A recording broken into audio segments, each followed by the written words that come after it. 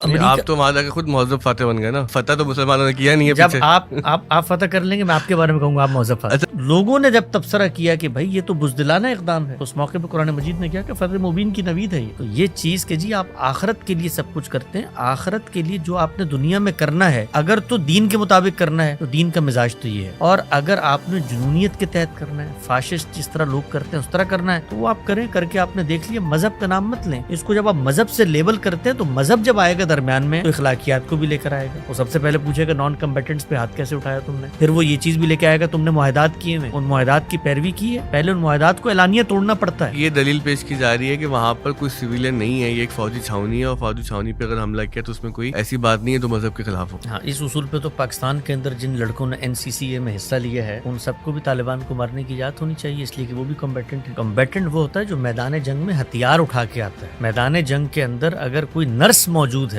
تو وہ بھی کمبیٹنٹ نہیں ہے. تو فوجی اگر اپنے گھر پہ سو رہا ہے تب بھی وہ کمبیٹنٹ نہیں ہے. کمبیٹنٹ کا مطلب یہ ہے کہ اس حالت میں وہ آپ کے سامنے اعلان جنگ کیے ہوئے ہتھیار لے کے آ گیا. تو اس استدلال کے اوپر تو پھر طالبان کا مقدمہ تسلیم کرے نا. ان کے نزدیک جمہوریت کفر ہے اور پاکستان کے سارے لوگ جو ہیں وہ اس کو سپورٹ کر رہے ہیں, تو وہ کمبیٹنٹ ہو گئے. نجم صاحب نے جس طرف اشارہ کیا وہ حافظ ڈاکٹر محمد زبیر صاحب حفظ اللہ اور بہت صاحب علم ہے. غامدی صاحب کی پر تنقید پہ بھی ان کا بڑا کام ہے. انہوں نے ہم نے جو احمد جاوید صاحب کے ساتھ ایک پروگرام کیا تھا اس میں ہم نے ایک آیت پیش کی تھی سورہ انفال کی. تو اس پہ ان کا یہ کہنا ہے کہ بھائی جو ہمارے یہاں فقہی روایت موجود ہے اس کے اندر جہاد کو دو بڑی قسموں میں تقسیم کیا گیا, اقدامی اور دفاعی. تو ان کا یہ کہنا ہے کہ یہ آیات جو ہے یہ اقدامی جہاد سے متعلق نہیں, دفاعی جہاد سے. اور یہ جو حماس نے جو کچھ کیا ہے نا یہ دفاعی جہاد ہی, اقدامی نہیں. دنیا کے اندر آج تک جتنی جنگیں ہوئی ہیں اس میں جو دفاع لوگ کرتے ہیں انہوں نے قرآن مجید کی آیات کو پڑھ کے دفاع کیا. مثلا آپ ابھی میرے اوپر حملہ آور ہو جائے تو میں دفاع کے لیے کسی استدلال کو نہیں دیکھوں گا. یہ حقیقت بھی ہے کہ اسرائیل غاصب ہے, وہ آکوپائر ہے. یہ مقدمہ ہندوؤں کا آپ تسلیم کریں کہ مسلمان غاصب ہے, مقدمہ اسرائیل غاصب ہے. پہلے ذرا اس کو ڈیکوڈ کریں, کیا چیز ہے اسرائیل غاصب؟ بھائی اسرائیل کو وہاں پر عالمی قوتوں نے آ کر بٹھایا ہے. وہی عالمی قوتیں ہیں کہ جنہوں نے اس وقت 57 اسلامی ممالک کی لکیریں کھینچی. تو یہ مقدمہ طالبان پیش کرتے ہیں کہ یہ غاصب ہے پاکستانی. انہوں نے ڈیورنگ لائن کو لائن بنا کر سرحد کو تقسیم کر دیا. یہ سرحد تو عالمی سرحد ہے, اس میں ہمارے پختون یہاں پہ رہتے ہیں. اگر میرے گھر پر آپ کسی کو لا کے بسا دیں گے اور وہاں پر تو یہ ہندوؤں کے گھر پہ 1000 سال تک جو ہم یہاں پر آ کر بسے رہے, مثال کے طور پر بھائی گھر تو گھر تھا جس وقت تک میرا گھر تھا. بھائی ہم for the sake of argument مان لیتے ہیں ہم بھی غاصب ہیں اسرائیل بھی غاصب ہے. اب دونوں کا کیا کرنا ہے؟ ہاں, اب اگر دونوں کو کرنا تو سب سے پہلے اپنی زمین چھوڑیں, ہندوؤں کے حوالے کریں اور جائیں عرب ممالک میں واپس, پھر اگلوں سے بات کریں گے. تو دنیا کے اندر جو ہے یہ تو جگہ بھی پتہ ہے ہم لوگوں کا, تو وہ بھی ہماری تو اصل بھی نہیں پتا, DNA کروانا پڑے گا,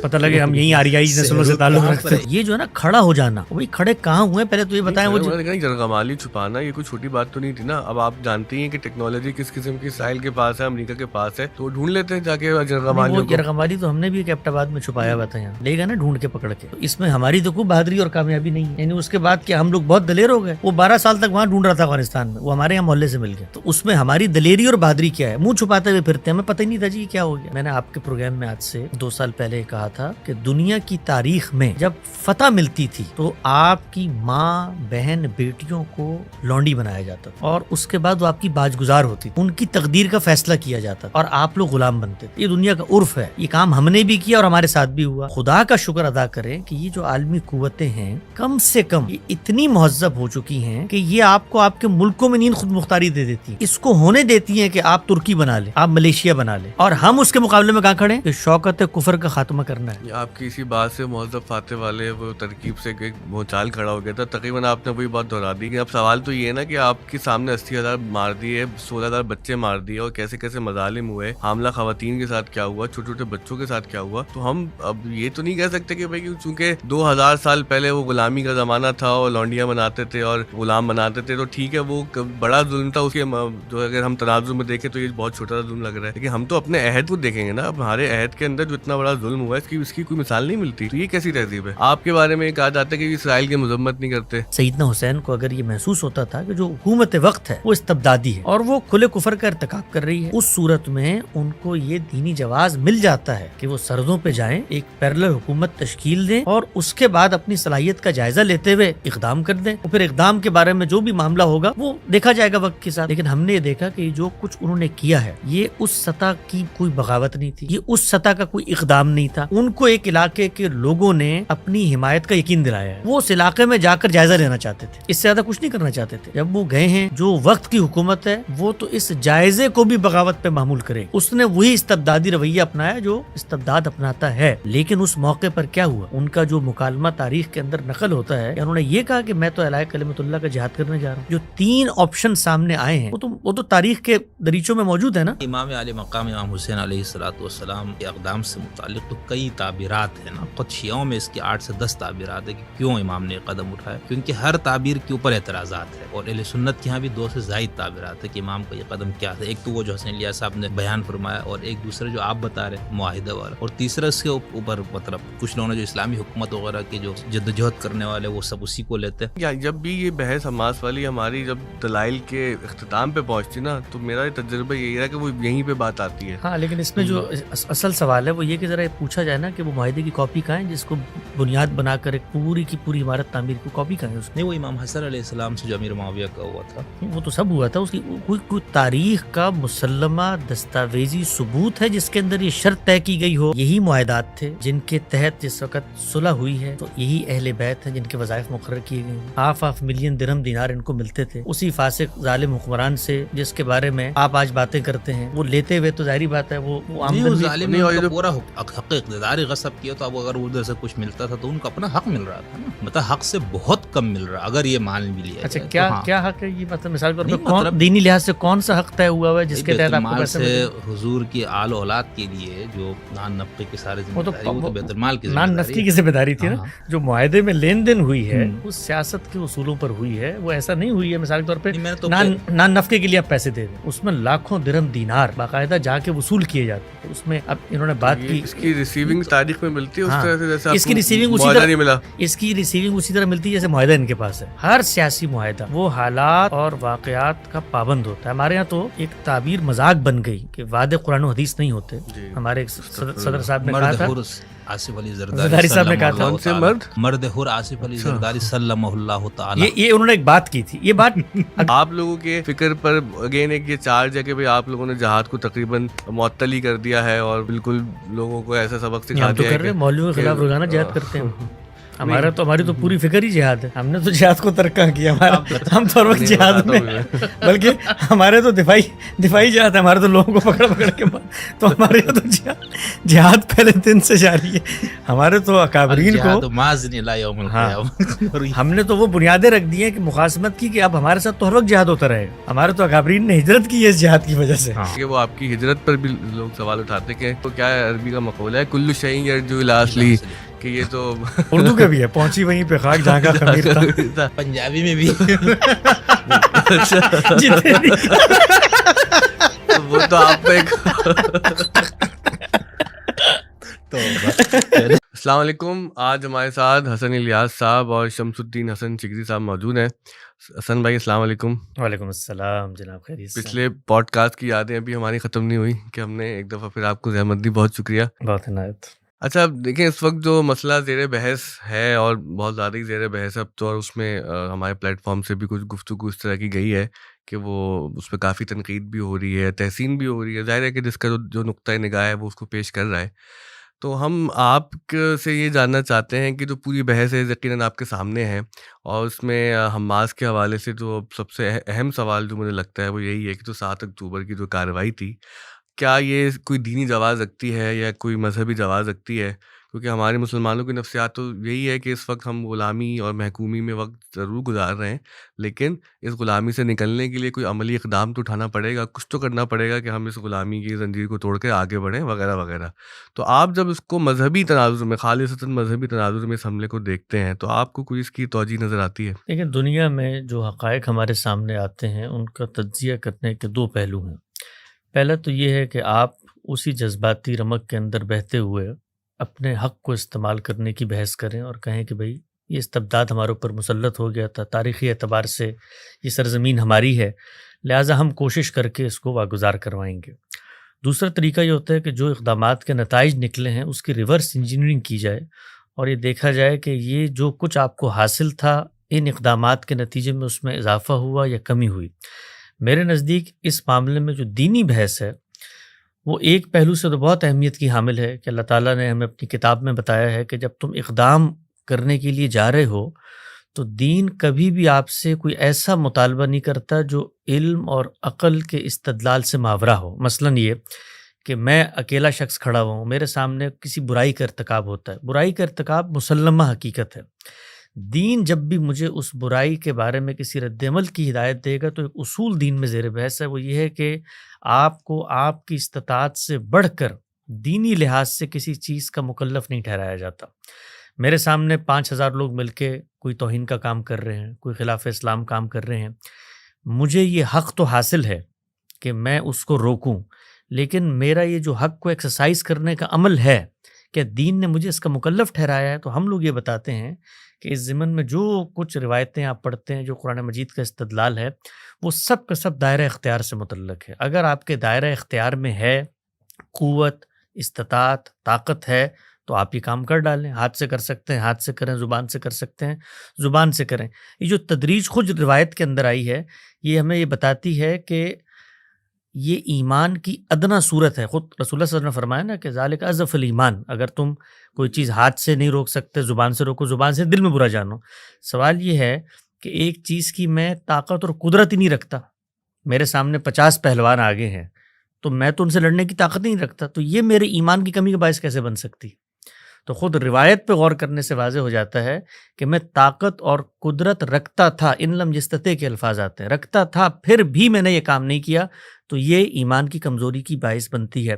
تو یہ جو حماس کا پورا قضیہ ہمارے سامنے آتا ہے، اور بعض میں نے دیکھا لوگوں نے اس پر یہ بھی بحث کی کہ رسول اللہ نے خود فرمایا ہے، جو قرآن مجید کے اندر چیز آئی ہے یہ تو اقدامی چیز ہے، اگر اس کے بارے میں دفاعی صورت میں اس کا اطلاق ہی نہیں ہوتا، اور وہ ایک روایت بھی لوگ پیش کرتے ہیں جی 12,000 کا لشکر ہو تو وہ ہمیشہ غلبہ اور فتح پا لے گا۔ تو اس طرح کی چیزوں کو اندر اتر کے دیکھنا چاہیے۔ اللہ کے پیغمبر نے ایک موقع پر یہ کہا ہے مسلمانوں کو کہ اگر اتنی تعداد ہو تو وہ تو فتح پا ہی لے گی۔ تو جس کانٹیکسٹ میں کہا ہے، جن لوگوں کو کہا ہے، ہم جانتے ہیں حنین کے اندر 12,000 کا لشکر تھا، اول اس کو وہ فتح کامیابی حاصل نہیں ہو سکی، لیکن پھر دوبارہ اس نے کوشش کی تو کامیابی حاصل ہو گئی۔ تو پیغمبر جب بھی کوئی بات کرتے ہیں ایک زمان و مکان اور ایک اطلاق کے پس منظر میں ہوتی ہے۔ آج کے دور میں جنگ کا تعلق افرادی تعداد سے ہے ہی نہیں، آپ کے پاس 12,000 ہوں یا 12 کروڑ ہوں، جنگ کا تعلق ٹیکنالوجی سے ہے، جنگ کا تعلق ویژن سے ہے، جنگ کا تعلق معیشت سے ہے، کتنے دن آپ جنگ جاری رکھ سکتے ہیں۔ تو اس طرح کی باتیں لوگ اٹھاتے ہیں، آؤٹ آف کانٹیکسٹ لے کے آتے ہیں۔ خود قرآن مجید نے جس موقع پر یہ صورتحال ہے کہ مسلمان کمزور ہیں، ان کو کہا ہے کہ اپنا ہاتھ قتال سے روکو، اور جب موقع پیدا ہو گیا ہے، وہ موقع کیسے پیدا ہو گیا ہے کہ جو مخاطبین موجود ہیں وہ علم اور استدلال سے یہ ثابت کر سکتے ہیں کہ وہ مقابلہ کر سکتے ہیں۔ تو اس میں یہ جو صورتحال ہوئی ہے، زیادہ لڑنے بھڑنے کی ضرورت نہیں ہے۔ نتیجہ کیا نکلا؟ کیا نتیجہ غلبے کی صورت میں نکلا یا مغلوبیت کی صورت میں نکلا؟ اگر مغلوبیت کی صورت میں نکلا، جو کچھ حماس کے پاس پہلے سے تھا، جو ان کے پاس گرد و پیش کی ریاستوں میں مدد تائید تھی، اس کا خاتمہ ہوئی یا اس میں افزونی ہوئی، تو یہ چیز فیصلہ کر دے گی کہ آپ کے پاس طاقت تھی یا نہیں تھی۔ اس میں قرآن حدیث پڑھنے کی ضرورت نہیں ہے۔ اگر آپ کے پاس طاقت تھی تو وہ فیصلہ کن ہو جانی چاہیے تھی۔ تو حقیقت یہ ہے کہ اس وقت حماس کو شکست ہوئی ہے، اور اس کے نتیجے میں 50-60 ہزار لوگ شہید ہوئے ہیں، بچے شہید ہوئے ہیں۔ یہ تو آفیشیل نمبر ہے، ورنہ 80,000 تک کا 80,000 نمبر تک لوگ کہہ رہے ہیں، اس سے زیادہ لوگ شہید ہوئے ہیں۔ تو اس میں حاصل ہوا کیا؟ سوال یہ ہے، گرد و پیش میں جو سلطنتیں آپ کی پراکسی کے طور پہ مدد کرتی تھی، ان کا خاتمہ ہو گیا، ان میں حکومتیں ختم ہو گئیں، اور اسرائیل اس وقت جس جگہ پر پہنچ چکا ہے، یعنی جو منادی ہم اتنے لمبے عرصے سے کر رہے ہیں، ہمارے بزرگ کر رہے ہیں، جاوید احمد غامدی صاحب نے کیا، ہمارے بزرگ احمد جاوید صاحب کر رہے ہیں، ہر آدمی جو یہ بتا رہا ہے وہ مسلمانوں کا خیر خواہ ہے۔ پہلے اس بات کو سمجھیں۔ یعنی لوگ یہ سمجھتے ہیں کہ شاید حماس فتح کے دہانے پہ پہنچی ہوئی تھی، ان دانشوروں کی بزدلانہ گفتگو کے نتیجے میں اس کو شکست فاش ہوگی۔ نہیں بھائی، وہ یہ بتا رہے تھے کہ جس طرف تم دوڑ رہے ہو آگے کھائی ہے، اس کھائی سے اپنی نسلوں کو بچاؤ۔ اگر تم اپنی نسلوں کو اس کھائی سے نہیں بچاؤ گے تو تم اس میں گرو گے۔ اور یہ جو ہمارے مسلمانوں کے اندر ایک نفسیات پیدا ہوگی نا کہ ہر شکست کو آپ عظمت کی گلوریفیکیشن میں لے کے چلے جاتے ہیں، گویا ایک داستان آپ نے رقم کر دی۔ بھئی یہ داستان مسلمان اس سے پہلے رقم کرتے چلے آئے، شاملی کی جہاد میں نہیں داستان رقم ہوئی، بالا کوٹ کے اندر یہ داستان رقم نہیں ہوئی، اسامہ بن لادن نے جا کر یہ داستان رقم ہوئی۔ تو یہ عظمت کی جو داستانیں ہیں، یہ لوگوں کو قصے اور کہانی اور فکشنل رائٹنگ میں بڑی مدد دیتی ہیں، لیکن حقیقت کی دنیا میں آپ کو کچھ حاصل نہیں ہوتا۔ تو میرا خیال یہ ہے کہ جو لوگ اس وقت اس طرح کی باتیں کر رہے ہیں، خود اسلام آباد میں آپ نے دیکھا جس وقت یہ اقدام ہوا تو پاکستان کے سب سے بڑے عالم کھڑے ہو کر کہہ رہے تھے ہم جنگ بندی کی مخالفت کرتے ہیں۔ تو آج حماس جنگ بندی پہ کیوں آمادہ ہوئی؟ یعنی کیا حماس نے جنگ بندی پر آمادگی کو قبول کرنے کا یہ اعلان نہیں کر دیا کہ اس جنگ میں ہم اس جگہ پر نہیں کھڑے ہوئے؟ تو شکست تو ہو گئی، اب آپ بحثیں کرتے رہیں کہ اللہ نے کیا کہا ہے، رسول اللہ نے کیا کہا ہے. اور اس میں جو سب سے خطرناک بات ہے، میں آپ کو ایک واقعہ چھوٹا سا سناتا ہوں. ہمارے ایک دوست تھے مدرسے میں، وہ دور طالب علمی میں جس وقت سقوط طالبان ہوا افغانستان چلے گئے، اور وہ سب تقریریں اور سب ان کو نویدیں یاد تھیں کہ اللہ کی مدد آئے گی اور فرشتے اتریں گے قطار اندر قطار اور یہ سب کچھ ہوگا. وہ پکڑے گئے، پکڑے جانے کے بعد وہ جیل میں گئے اور کئی سال جیل میں رہے. وہ جب جیل سے واپس آئے نا تو میری ان سے ملاقات ہوئی، بالکل میری ہڈیوں کا ڈھانچہ بن چکے تھے وہ. تو میں نے ان سے پوچھا کیا صورتحال تھی؟ انہوں نے کہا میں نے جیل میں وہ مناظر دیکھے ہیں کہ لوگ اللہ اور رسول کو نعوذ باللہ گالیاں دے رہے ہوتے تھے استغفر اللہ، اور استغفر دین اللہ۔ سے وہ دور ہو گئے، مرتد ہو گئے. اور وہاں جو روٹیاں آتی تھیں وہ کھا کھا کے پاگل ہو جاتے تھے، پیٹ ان کے پھول جاتے تھے. وہ کہتے تھے کہاں ہے خدا کی مدد جس کو تم ہمیں دکھاتے تھے؟ تو ذرا دشت لیلا کے صحراؤں میں کنٹینر کے اندر بند کر کے مسلمانوں کو جس طریقے سے شہید کیا گیا، ہزاروں کی تعداد میں مسلمانوں کو اپنے پسینے کے اندر ڈوب کے وہ لوگ مر گئے. تو ان لوگوں کو یہ سمجھانے کی کوشش کرتے ہیں کہ یہ نوجوان نسل ہے، یعنی اس نسل کو کچھ آپ سائنس ٹیکنالوجی کچھ دین کچھ ان کے پیچھے خاندان ہوتے ہیں، آپ سوچیں ان کے بچے ہوتے ہیں، اور یہ عظمت کی داستانیں بتا کر ہم اپنی نسلوں کو برباد کر رہے ہیں. ہم حقیقت کا اعتراف کرنے کے لیے ان کو آمادہ نہیں ہونے دیتے. تو میرا خیال یہ ہے کہ یہ لوگ قوم کے محسن نہیں ہیں. مسلمان ملت کا جو درد ہے ان لوگوں کے دلوں میں ہے جو ان تمام لوگوں کی مخالفت مول لے کر روک رہے ہیں کہ اپنے ہاتھوں کو روکو اس وقت قتال سے. یہ قتال و جہاد کا وقت نہیں ہے. اچھا، یہاں سے کئی سوالات ہیں تو ہم کریں گے، شگری صاحب بھی سوال کریں گے. چائے لے آئیے آپ لوگ. اچھا دیکھیں، ایک بات جو اس میں کہی گئی کافی، وہ یہ کہ بھائی مسلمان جو ہے وہ نتیجہ اس صورت میں نہیں دیکھتے کہ دنیاوی طور پہ کامیابی ہوئی ہے نقصان ہے، ہم تو آخرت کو اپنی منزل بناتے ہیں. تو اس کا کیا جواب ہے آپ کے پاس کہ بھائی ٹھیک ہے لوگ شہید ہونے تھے وہ تو ہوئے، اللہ کی راہ میں ہی شہید ہوئے، نقصان ہونا تھا تو ہوا، وہ تو اللہ نے خود قرآن میں کہا کہ ہم تمہیں جان کے کمی نقصان سے آزمائیں گے، مال کی کمی سے آزمائیں گے. احد الحسنین، دو اچھائیوں میں سے ایک ہاں تو شہادت یا تو یہ تو سب ایک گرینڈ اسکیم کا حصہ ہے، ہمیں تو تو اپنا کام کرنا ہے. ٹھیک ہے، تو آپ اگر آخرت کے لیے سب کچھ کر رہے ہیں تو دنیا کے اندر زمین کا خطہ کیوں لینا چاہتے ہیں؟ یعنی دنیا کے اندر تو آپ کو ٹینجبل فائدہ چاہیے، وہاں جا کر آپ کہتے ہیں کہ یہ ٹیریٹری ہمیں چاہیے. تو یہ ٹیریٹری لینا وہ بھی ظاہر یہ مذہبی بات کہتے ہیں کہ بھائی وہ مذہبی ضرورت ہے ہماری، وہ بیت المقدس لینا. تو مذہبی ضرورت جو ہے وہ اگر آپ کی ہے تو جی مذہبی ضرورت دوسروں کی بھی ہو سکتی ہے. یعنی مذہبی ضرورت جو ہے اس کے لیے تو پہلے مذہبی استدلال آئے گا. یعنی اللہ تعالیٰ آپ پر یہ ذمہ داری عائد کرے. میں اس کو چھوٹی سی مثال سے جی سمجھاتا جی ہوں. مثلا آج حرمین پہ حملہ ہو جاتا ہے، آپ کے علم میں ہونا چاہیے کہ حرمین پہ ماضی تاریخ کے اندر کئی دفعہ حملہ ہوا ہے جی اور کئی دفعہ اس کی دیواریں گرا دی گئی ہیں. یہ پھر سے نو تعمیر شدہ عمارتیں ہیں جو آپ کو نظر آتی ہیں، یہ سب کچھ ہوا ماضی کے اندر. تو مثال کے طور پہ آج حرمین پہ حملہ ہو جائے اور ہم مسلمانوں کو یہ معلوم ہو کہ جن لوگوں نے حملہ کیا ہے ان کے پاس ایسی ٹیکنالوجی ہے کہ جو حرمین کے قریب آئے گا وہ مارا جائے گا. تو دین کی یہ ہدایت کہ یہ اللہ کا گھر ہے اور بنی اسماعیل کی یہ ذمہ داری کہ آپ نے اس کو محفوظ رکھنا ہے اعتکاف کرنے والوں کے لیے، نماز پڑھنے والوں کے لیے، تب بھی یہ اجتہادی طور پر اگر آپ اقدام کرتے ہیں تو خودکشی کے مترادف ہوگا کہ آپ اس کے تحفظ کے لیے چلے جائیں اگر دینی استدلال بھی ہو. سوال یہ ہے کہ دینی استدلال تھا نا، یہ دینی استدلال صحابہ نے تو نہیں کیا صلح حدیبیہ کے موقع پہ کہ جی کٹ مر جاتے ہیں، ہمیں تو کیا ہے اللہ اور اس کا رسول ہمارے درمیان موجود ہے، تو اصل چیز تو آخرت ہے نا، تو ہم چلے جاتے ہیں. اللہ نے کیا کہا؟ بھائی ہمارا مقصود ہے وہاں پر جو لوگ بیٹھے ہوئے ہیں ان کو نکالنا. اور لوگوں نے جب تبصرہ کیا کہ بھائی یہ تو بزدلانہ اقدام ہے، تو اس موقع پہ قرآن مجید نے کیا کہ فتح مبین کی نوید ہے یہ. تو یہ چیز کہ جی آپ آخرت کے لیے سب کچھ کرتے ہیں، آخرت کے لیے جو آپ نے دنیا میں کرنا ہے اگر تو دین کے مطابق کرنا ہے تو دین کا مزاج تو یہ ہے، اور اگر آپ نے جنونیت کے تحت کرنا ہے، فاشسٹ جس طرح لوگ کرتے ہیں اس طرح کرنا ہے تو وہ آپ کریں. کر کے آپ نے دیکھ لیا. مذہب کا نام مت لیں اس کو، جب آپ مذہب سے لیبل کرتے ہیں تو مذہب جب آئے گا درمیان میں تو اخلاقیات کو بھی لے کر آئے گا. وہ سب سے پہلے پوچھے گا نان کمبیٹنٹس پہ ہاتھ کیسے اٹھایا تم نے، پھر وہ یہ چیز بھی لے کے آئے گا تم نے معاہدات کیے ہوئے، ان معاہدات کی پیروی کی ہے. پہلے ان معاہدات کو اعلانیہ توڑنا پڑتا ہے. آپ دیکھیے جس وقت خدا کا عذاب آ گیا ہے پیغمبر کی موجودگی میں، اس وقت بھی پہلا استثناء سورۃ توبہ میں بیان کر دیا جن سے معاہدہ ہوا ہے ان کے معاہدے خاتمے ہوں گے. تو یہ جو جتنی چیزیں ہوتی ہیں، جنگ کی اخلاقیات ہیں ہمارے ہاں، جنگ ظلم و عدوان کے خلاف ہوتی ہے، اس میں نان کمبیٹنٹس کو آپ حملہ آور ہوتے ہیں.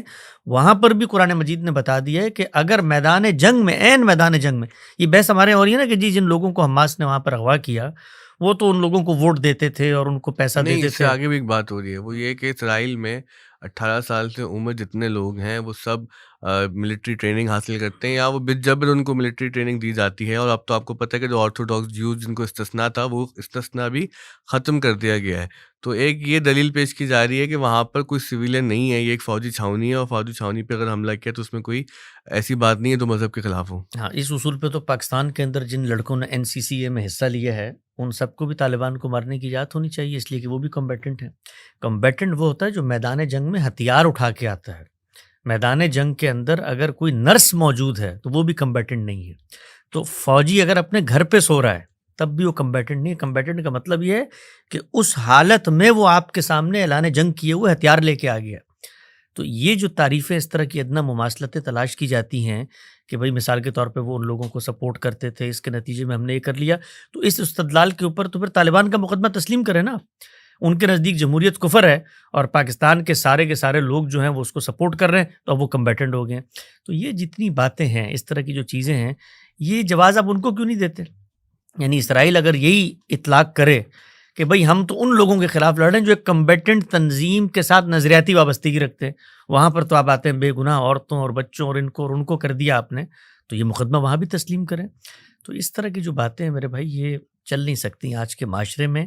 اور چلانے کی کیا مطلب، اس میں ہمیں بحث کرنے کی ضرورت کیا ہے؟ اگر حماس کو فتح ہو جاتی تو بحث کرنے کی ضرورت نہیں، فتح نہیں ہوئی نا، شکست ہو گئی، آپ کے 50,000 بندے مارے گئے، وہ جن کو آپ پکڑ کے لائے تھے آج آپ ان کو واپس کر کے اپنے بندے چھڑوا رہے ہیں. تو یہ جو ساری کی ساری چیزیں ہیں یہ فقہ اسلامی کی روح سے بھی ناجائز تھیں کہ آپ نے ایسی جگہ پہ حملہ کیا، لوگوں کو یرغمال بنایا جو عملاً نان کمبیٹنٹ ہیں. اگر وہ کمبیٹنٹ ہوتے تو آپ کو شاید کوئی جواز مل جاتا. اچھا، شگری صاحب نے مجھے ایک مضمون بھیجا قبلہ زبیر صاحب کا، وہ بہت صاحب علم آدمی ہے، بہت بڑے عالم ہیں، جو انہوں نے جو ایک قانونی بات اٹھائی ہے، اگر آپ وہ سوال کی صورت میں پیش کریں. جی جی، کیونکہ آپ گفتگو کریں گے تو گفتگو میں کوئی رنگ آئے گا نا. آپ گفتگو کریں گے تو یہ چپ ہوں گے. اچھا جی، بہت شکریہ آپ دونوں کا، آپ نے مجھے اچھا لگا آپ نے پروگرام اب جوائن کیا ہمارا. نہیں میں تو ٹھیک. اچھا حسن الیاس صاحب، آپ نے ماشاءاللہ اتنا ٹائم لگایا مکتب فراہی یا مکتب غامدی میں، اور آپ کو جو اللہ نے علم اور معرفت سے نوازا ہے، اور جتنا ٹائم آپ نے اس میں لگایا تو میرے حساب سے آپ کم از کم مجتہد فی المذہب ہے. ہم اصول فقہ میں جو مجتہد کی قسمیں پڑھتے ہیں نا، تو کم از کم غامدی صاحب کے مکتب یا فراہی جو بھی آپ نام دیں، تو اس میں آپ کم از کم جو ہے اس وقت میرے خیال سے مجتہد فی المذہب زیادہ ہے. سے زیادہ کیا ہے؟ وہ پھر مجتہد مطلق بنیں گے تو الگ مکتبہ فکر بنے گا. اللہ نہ کرے نئے ایک مکتبہ فکر کی بنیاد ڈالنی پڑے گی. شگری صاحب کی جو ہے نا تعریف میں خیر نہیں ہوتی. میں منتظر ہوں ابھی بم گرے گا. نہیں کوئی تو طالب علمانہ ایک دو سوالات میرے ذہن میں. تو پہلے تو وہ جو بیچ میں ذکر میں کر رہا ہوں وہ تو پوچھ لے پہلے. ہاں اسی پہ اس سے پہلے میں ایک اور چلے پہلے آپ پوچھ لیں اپنی ترتیب سے پوچھ. نہیں تو اس میں ابھی ایک حدیث کا آپ نے حوالہ دیا نا کہ من رأى منکم منکرا فلیغیرہ بیدہ فإن لم یستطع فبلسانہ فإن لم یستطع فبقلبہ وذلک اضعف الایمان. تو مکتب غامدی کے روح سے اس حدیث کی وضاحت کس طرح ہے؟ یعنی کیا ایک فرد ہے جو مختلف اوقات میں، مثال آج میرے پاس ید سے برائی کو روکنے کی طاقت ہے تو میں وہ استعمال کر لوں، کل میرے پاس وہ طاقت نہیں رہی صرف بولنے کی طاقت ہے تو وہ استعمال کروں، اس کے بعد کوئی ایسا ٹائم آتا ہے جس کے اندر میں بول بھی نہیں سکتا ہوں تو اس کے اندر میں خاموشی اختیار کروں، یا یہ الگ الگ ان کے لیے ہے؟ یعنی پہلا ید جو ہے وہ انتظامی جن کے پاس اتھارٹی اور اختیارات ہیں ان کو مخاطب کیا گیا ہے، دوسرا جیسے آپ جیسے اصحاب علم و دانش ان کو مخاطب کیا گیا، اور تیسرا جو بالکل بیچارے عام جو لوگ جو بول بھی نہیں سکتے. تو اس کو تھوڑا سا بتا دیں. دیکھیں ہمارے ڈسکورس کے اندر جب بھی رسالت مآب صلی اللہ علیہ وسلم کی نسبت سے کوئی عملی ہدایت آپ کے پاس آتی ہے تو اس کا سررشتہ اور اصل دریافت کی جاتی ہے. وہ سررشتہ اور اصل قرآن مجید کے اندر موجود ہے. قرآن مجید ہمیں یہ بتاتا ہے کہ دنیا کے اندر اللہ تعالیٰ نے جب تم ایمان لے آتے ہو تو ایمان کے کچھ لازمی تقاضے ہیں جن پر تم نے کھڑا ہونا ہے. اس ایمان کے تقاضوں میں سے ایک اہم تقاضا تواصی بالحق اور تواصی بالصبر ہے. آپ نیکی کی تلقین کرتے ہیں اور لوگوں کو برائی سے روکتے ہیں. تلقین اور نصیحت اس کے بارے میں انسان کو کسی سے پوچھنے کی ضرورت نہیں ہوتی کہ میں نے یہ کس کو کرنی ہے. جو آپ کا دائرہ اختیار بنتا ہے اس کے اندر اس کا ظہور آپ سے آپ ہونا شروع ہو جاتا ہے. اس کو ایک چھوٹی سی مثال سے سمجھے. ہمارے یہاں بسا اوقات بہت ساری چیزیں بڑے گہرے فلسفیانہ مباحث میں چلی جاتی ہیں، وہ اپنے اندر بڑی سادہ کامن سینس کی حقیقتیں رکھتی ہیں. آپ جس وقت باپ بنتے ہیں، باپ بننے کے بعد آپ کو کوئی فلسفہ، کوئی مذہب، کوئی کلام پڑھنا پڑتا ہے کہ جو بیٹا آپ کی آغوش میں ہے اس کے معاملات کو آپ دیکھیں. پڑھے تو زیادہ بہتر ہوگا. ہاں، پڑھ لے تو بہتر ہوگا، لیکن یہ جو حق آپ کو ملتا ہے، یہ حق فطری طور پر آپ اس اساس سے اخذ کر لیتے، اس لیے کہ وہ بچہ آپ کی آغوش میں ہوتا ہے، آپ اس کی پرورش، تربیت، پرداخت، نشوونما کر رہے ہوتے ہیں. تو آپ سے آپ کو یہ حق مل جاتا ہے کہ جس وقت تک یہ اپنے فیصلے نہیں کر سکتا اس وقت تک میں اس کے بڑے فیصلے کروں گا.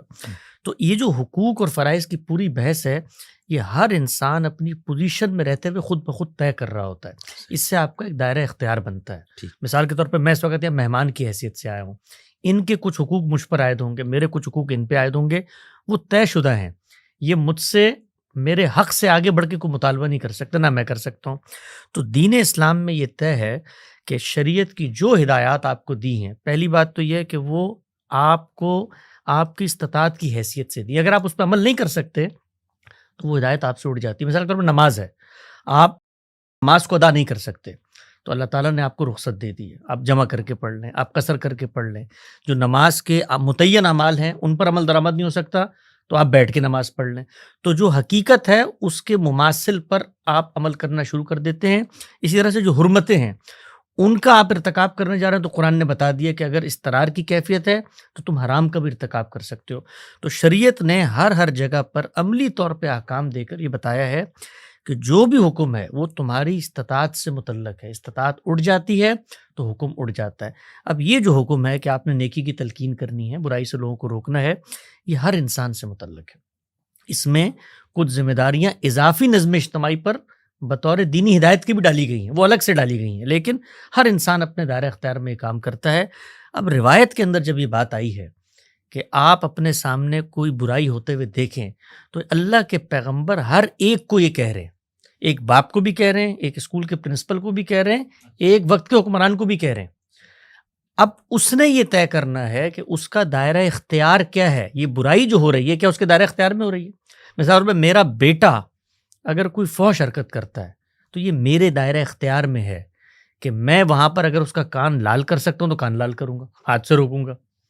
نہیں کر سکتا تو زبان سے بتاؤں گا. بچہ بالغ ہو گیا، بڑا ہو گیا، یا مثال طور پر میرا بچہ نہیں پڑوسی کا بچہ ہے تو ہو سکتا ہے میں دل میں برا جانوں. تو ہر آپ کی جو کیپیسٹی ہے اس کے ساتھ آپ پر ذمہ داری عائد ہوتی ہے. یہ نہیں ہو سکتا کہ ایک شخص اٹھے اور معاشرے کے اندر ہونے والی برائی کو ہاتھ سے روکنے کو، اس کا وہ مکلف ہی نہیں ٹھہرایا گیا، وہ مکلف ہی دائرہ اختیار کے اندر ہوتا ہے. تو یہ جو روایت شروع میں بھی زیر بحث ہے، خود یہ روایت بتا رہی ہے، جب آخر میں کہا نا کہ یہ ایمان کی ادنا ترین صورت ہے، تو سوال یہ ہے کہ میرے اندر اگر طاقت، قدرت، صلاحیت، ملکہ، استطاعت نہیں تھی، 50 پہلوان آ گئے تو میں ان کو کیسے ماروں؟ تو یہ میرے ایمان کی کمزوری کا باعث کیسے بن سکتی ہے؟ یہ عقلی طور پہ بات باور ہی نہیں ہوتی. ایمان کی کمزوری کا باعث تب بنے گی کہ جب میں قدرت رکھتا تھا، 50 پہلوان میرے پاس بھی تھے، میں اس دائرے میں کھڑے ہوئے ایک عورت کی اگر عزت لوٹی جا رہی تھی روک سکتا تھا، نہیں روکا تو ایمان کی کمی کا باعث ہے. پرنسپل تھا، برائی کا ارتکاب ہو رہا، نہیں روکا تو ایمان کی کمی کا باعث ہے. حکمران تھا، طاقت رکھتا تھا، نہیں روکا تو ایمان کی کمی کا باعث ہے. تو روایت ہمیں یہی بات بتا رہی ہے کہ دائرہ اختیار کے اندر تواصی بالحق اور تواصی بالصبر آپ نے کرنا ہے. استطاعت کے لحاظ سے دین کے اندر احکامات آپ سے متعلق ہوتے ہیں. بہت شکریہ. اچھا، دوسرا جو نجم صاحب نے جس طرف اشارہ کیا وہ حافظ ڈاکٹر محمد زبیر صاحب حفظ اللہ بہت صاحب علم ہے. غامدی صاحب کے اوپر تنقید پہ بھی ان کا بڑا کام ہے. تو انہوں نے، ہم نے جو احمد جاوید صاحب کے ساتھ ایک پروگرام کیا تھا اس میں ہم نے ایک آیت پیش کی تھی سورہ انفال کی. تو اس پہ ان کا یہ کہنا ہے کہ بھئی جو ہمارے ہاں فقہی روایت موجود ہے اس کے اندر جہاد کو 2 بڑی قسموں میں تقسیم کیا گیا، اقدامی اور دفاعی. تو ان کا یہ کہنا ہے کہ یہ آیات جو ہے یہ اقدامی جہاد سے متعلق نہیں، دفاعی جہاد سے. اور یہ جو حماس نے جو کچھ کیا ہے نا، یہ دفاعی جہاد ہے، اقدامی نہیں ہے. میرے خیال سے یہی ان کا مطلب تھا. تو ایک تو یہ آپ بتائیں کہ آپ لوگ کا جو فہم دین ہے اس میں اقدامی اور دفاعی کی کوئی تقسیم ہے یا نہیں؟ اگر ہے تو پھر اس پہ ذرا تبصرہ کیجیے اس سوال پہ. ہمارے یہاں برصغیر کے اندر 21ویں صدی میں جہاد و قتال سے متعلق جو بحثیں پیدا ہوئی ہیں اور مستشرقین نے بڑے پیمانے پہ اس پہ اعتراضات کی، دنیا کا عرف بھی بدل رہا تھا تو پہلے تو یہ سب جہاد و قتال ہی کرتے تھے، اسی طریقے سے غلبہ آتا تھا.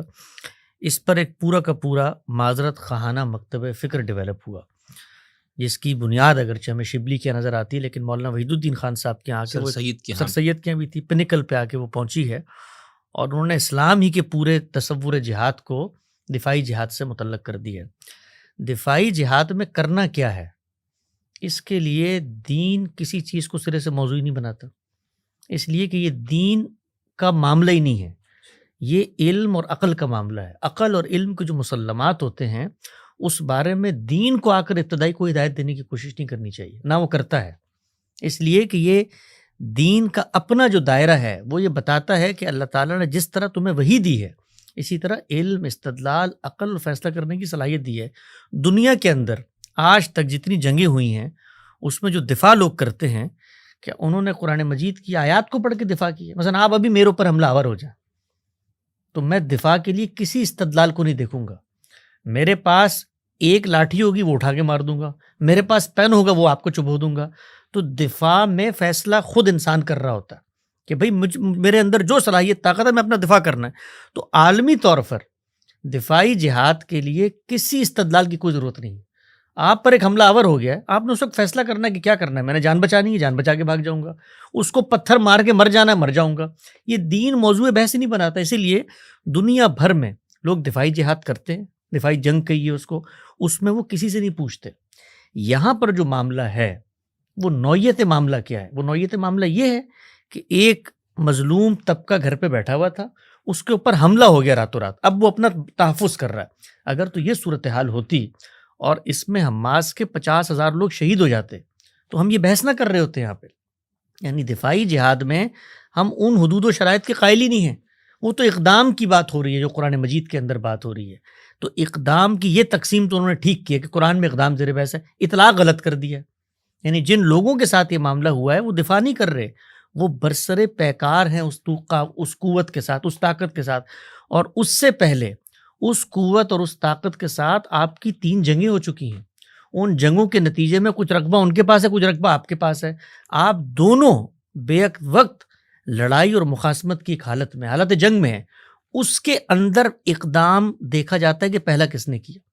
تو یہ تو امر واقعی ہے. لیکن اس میں اسرائیل تو 70 سال سے کر رہے ہیں نا، نہیں، مطلب یہ تو پھر ہمیشہ ہی دفاعی پوزیشن پہ. نہیں، وہ تو اسرائیل بھی یہ کہہ سکتا ہے کہ 70 سال سے یہ کر رہے ہیں، ہم دفاعی پوزیشن میں. بھائی ایک کانفلکٹ کا ایریا ہے، اس کانفلکٹ کے ایریا کے اندر 2 لوگوں کے 2 نیریٹو ہیں اور دونوں برسر پیکار ہیں. لیکن ہم اپنا نیریٹو دیکھیں گے نا کہ ہمیں تو یہ لگتا ہے کہ بھائی اسرائیل غاصب ہے، اور یہ حقیقت بھی ہے کہ اسرائیل غاصب ہے، وہ آکیوپائر ہے، اور فلسطین پر جنگ مسلط اس نے کی ہے.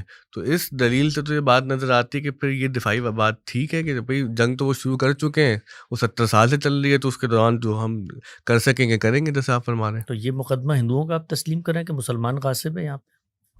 یعنی اگر کوئی مقدمہ اسرائیل غاصب ہے، پہلے ذرا اس کو ڈیکوڈ کریں، کیا چیز ہے اسرائیل غاصب ہے؟ بھائی اسرائیل کو وہاں پر عالمی قوتوں نے آ کر بٹھایا ہے. وہی عالمی قوتیں ہیں کہ جنہوں نے اس وقت 57 اسلامی ممالک کی لکیریں کھینچی ہیں. تو یہ مقدمہ طالبان پیش کرتے ہیں کہ یہ غاصب ہے پاکستانی، انہوں نے ڈیورنگ لائن کو لائن بنا کر سرحد کو تقسیم کر دیا. یہ سرحد تو عالمی سرحد ہے، اس میں ہمارے پختون یہاں پہ رہتے ہیں. تو یہ جو غاصب کی تعریف ہے، دیکھیں 2 چیزوں کو ہم لوگ بہت خلط ملط کرتے ہیں. ایک چیز یہ ہے کہ مثال کے طور پہ میرا یہ گھر ہے، آپ نے آ کر جبرن مجھے وہاں سے نکال دیا اور ایک پوری کمیونٹی کو آباد کر دیا. کیا یہ معاملہ ہوا ہے وہاں پر؟ یعنی اس کو ذرا علم اور استدلال کی جگہ پر اتر کے دیکھنا چاہیے. ابتدا کے اندر یہ معاملہ انفرادی سطح پر شروع ہوا. اس وقت ان عالمی فاتحین نے فیصلہ کیا بھئی ایک کمیونٹی ہے، اس کمیونٹی کو دنیا نے مار مار کے برا حال کیا ہوا ہے، ان کو ان کی اصل جگہ پر آباد کرو. وہ لوگ ان کو وہاں پر لے کر گئے. ابتدا میں وہاں کے مقامی باشندوں نے اپنی زمینیں ان کو بیچی ہیں. تو غاصب یعنی ابتدا تو غصب سے ہوئی نہیں، ابتدا تو میوچول انڈرسٹینڈنگ سے زمین کی خرید و فروخت سے ہوئی ہے. اس کے بعد عالمی قوتوں نے جن کا وہاں پر غلبہ تھا، جو وہاں پر حکومت کر رہے تھے، انہوں نے ان کی ایک ریاست و سلطنت بنانے کا اعلان کیا. تو آپ اس اعلان کو کہیے کہ اعلان غیر منصفانہ ہے، اس کو غاصب کیسے کہہ سکتے ہیں کہ کسی نے آ کے حملہ آور ہو کے آپ وہاں پر بیٹھ گئے؟ اگر میرے گھر پر آپ کسی کو لا کے بسا دیں گے اور وہاں پر تو ان یہ کی ہندوؤں کے ریاست گھر کا، پہ 1000 سال تک جو ہم یہاں پر آ کر بسے رہے، مثال کے طور پر بھائی گھر تو گھر تھا چلے جس وقت تک میرا گھر تھا. بھائی ہم for the sake of argument مان لیتے ہیں ہم بھی غاصب ہیں اور اسرائیل بھی غاصب ہے، اب دونوں کا کیا کرنا ہے؟ ہاں اب اگر دونوں کو کرنا تو سب سے پہلے اپنی زمین چھوڑیں، ہندوؤں کے حوالے کریں اور جائیں عرب ممالک میں واپس، پھر اگلوں سے بات کریں گے. تو دنیا کے اندر جو ہے یہ کی تو جگہ بھی پتہ ہے ہم لوگوں کو، تو وہ بھی ہماری تو اصل بھی نہیں پتا، ڈی این اے کروانا پڑے گا، پتہ لگے ہم یہیں آریائی نسلوں سے تعلق رکھتے ہوں. تو یہ جو بحثیں ہوتی ہے نا کہ غاصب ہے. مثلا یہ اس وقت کراچی کے اندر آپ بیٹھے ہوئے ہیں، یہ کراچی میں، یہ کس کا کراچی ہے بھائی؟ کراچی سندھ کا صوبہ ہے. تو سب سے پہلے تو آپ مہاجرین غاصب ہیں جو ہمارے صوبے میں آ کے بیٹھ گئے، پھر پٹھان غاصب ہیں وہ یہاں پر آ کے بیٹھ. بھائی دنیا کے اندر آباد کاریاں ہوتی ہیں، خطوں کے اندر لوگ جاتے ہیں. طاقت آپ کے پاس نہیں تھی، آپ کے پاس طاقت تھی جس زمانے میں، تو یہ سلطنت عثمانیہ نے جو طاقت کی ہے پوری دنیا میں، یا آپ اسپین چلے گئے یا آپ یہاں مشرق وسطیٰ سے آگے نکلے ہر جگہ پر، تو بھائی طاقت تھی. طاقت جب ہوتی ہے تو اس کے بعد آپ فیصلے کرتے ہیں، کمیونٹیوں کو آباد کرتے ہیں، ان کو وہاں سے نکالتے ہیں. اسی پر دنیا چلتی ہے، آج بھی اسی پہ چل رہی ہے. یہ جو مثال کے طور پر یمن کے اندر حوثی باغیوں کو نکالنے، کبھی آپ نے پروگرام کیا اس کے اوپر اس طریقے سے؟ سعودیہ بڑا غاصب ہے، عمرے پہ جانا ہوتا ہے نا تو مشکل ہوتی ہے.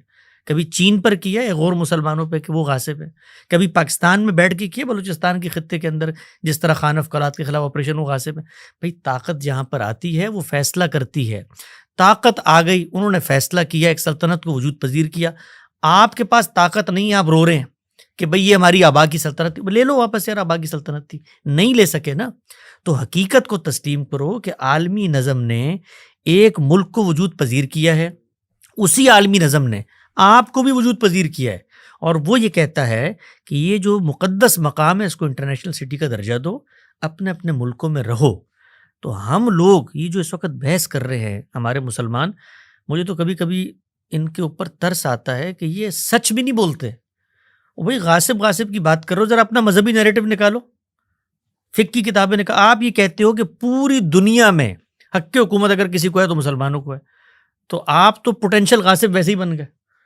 یعنی شوکت کفر کا خاتمہ کر کے صالحین کی حکومت قائم کرنی ہے، تو یہ غصب کا مقدمہ آپ لے کر کیسے آ رہے ہیں؟